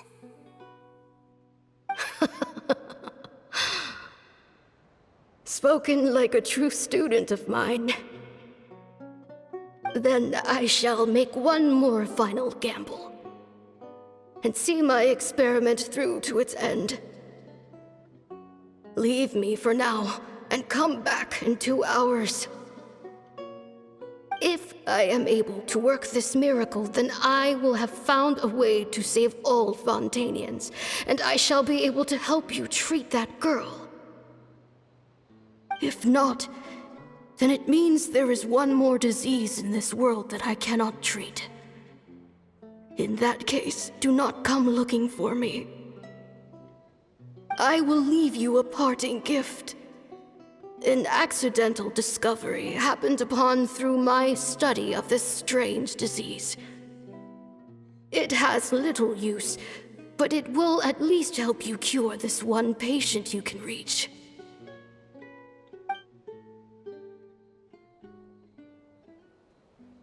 When Sijwin returned, the miracle had not occurred. She found a potion bottle and a note on the table.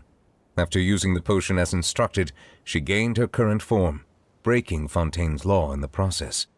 And after I had confirmed the veracity of the events, I gave my verdict. So that's what happened.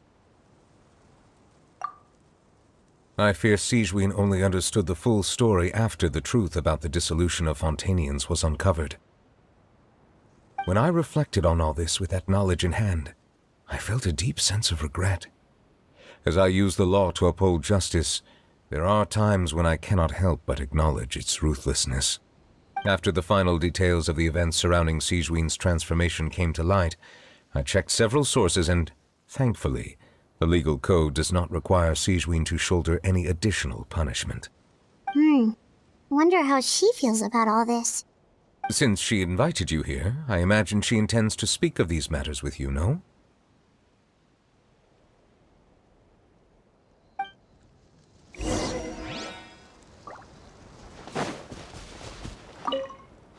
On behalf of the Marechaussee Phantom, I would like to once again thank the Fortress of Meripede for your assistance in the response to yesterday's prison break. Our head nurse and the Traveler in Paimon did most of the heavy lifting, I would say. Sijwin seems to be in good spirits. I trust work hasn't been too hard on her lately? Well, she might be the only permanent medical staff in the fortress, but there's plenty of people with medical knowledge willing to help her out. I am most relieved to hear it. The way you're asking after her well-being makes you sound like a concerned parent. Well, I won't lie. I've always seen myself that way. Showing your age a bit there, don't you think? Indeed. Actually, I often forget just how much older I am than you. Well, while we're on the topic, what did you do before getting this job anyway? Spend all day swimming in the sea from east to west and then north to south? Yes, and from the surface to the ocean floor on occasion. Wow. Impressive. Apologies, that was merely an attempt at humor. You can disregard what I said. That's impossible, I'm afraid. My imagination's already running wild. You're here. The old friend I mentioned was my teacher. When she passed, her body was nowhere to be found. All that's left of her is an empty tomb. And even that's deep underwater now. Sijwin, the witch who gave you the magic potion, she was your teacher, wasn't she? Sounds like Monsieur Neuvillette filled you in. After learning the truth, it must have been hard to process, huh? Well, to be honest, after I realized what really happened that night, my first thought was that it kind of made sense. It seemed exactly like the sort of thing she would do. But she was planning to sacrifice herself and never told you. That's just who she was. If lying is what it took to get a kid to take their medicine, then that's what she'd do. All right, but why did you turn yourself in? I broke the law, simple as that. My teacher made her choice, and I made mine. True. It's just the way Potton framed it when he was asking you all those questions, it made Paimon really mad. You're not like him at all, and everything Neuvillette said confirms that. And yet, you were still convicted and thrown in prison. It just feels so unfair. Unfair? I happen to think just the opposite. If I hadn't served that time, I'm not sure I would have been able to stay strong when he was questioning me. What makes you say that? I knew you'd be curious. Let me tell you a story.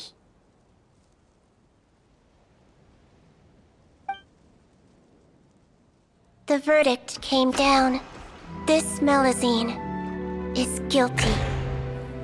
The Iudex defended the authority of Fontaine law, but he did not confiscate the Melusine's medical kit. And so, the Fortress of Meripede gained a new little doctor. She still wore her hood and raincoat, even though it never rained in the fortress. Perhaps thanks to her human appearance, no one refused her treatment. She treated more and more patients, and her sentence grew ever shorter. Finally, the people of the fortress could not live without her, and though her sentence ended, she did not leave them either. Then one day, she received an invitation from the outside world. The location seemed familiar, and when she arrived, an old lady was waiting for her. She saw right through the Melizine's disguise, but didn't reveal it. Instead, she asked a question. Tell me, why do you think you gained the respect of so many people, despite being a Melizine? Because I look like a human? It's been 50 years, Sijwin, and you haven't aged a day. I think everyone knows you are not human. I finally found you, after all these years. I still remember, you know. It was you who saved me that night. But how? I was no longer a Melizine by then. Does it really matter if you're human or Melizine?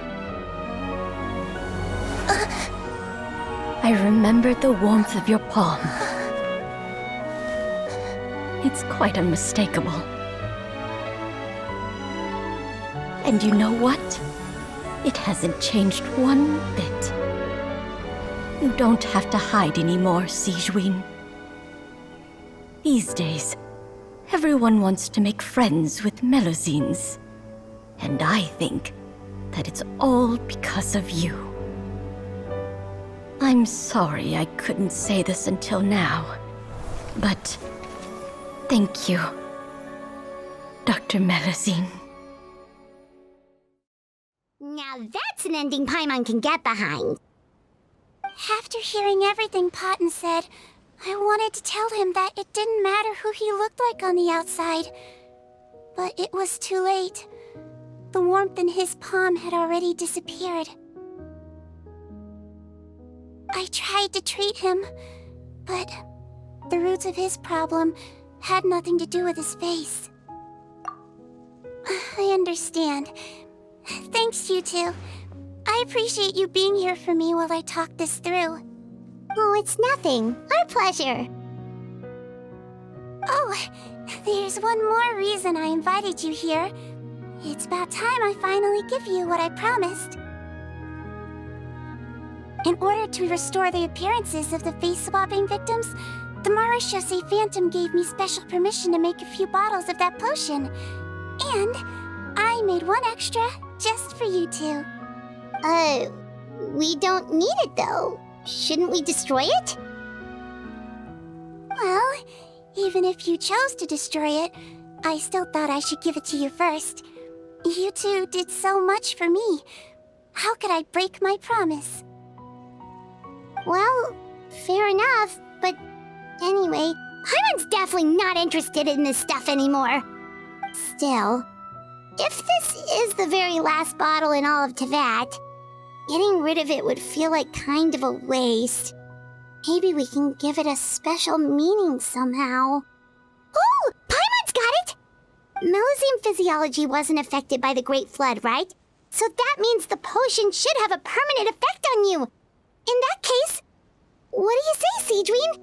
Ever thought about transforming back to the way you used to look? After all, from a Melizine point of view, Paimon bets Melizines look the cutest of all.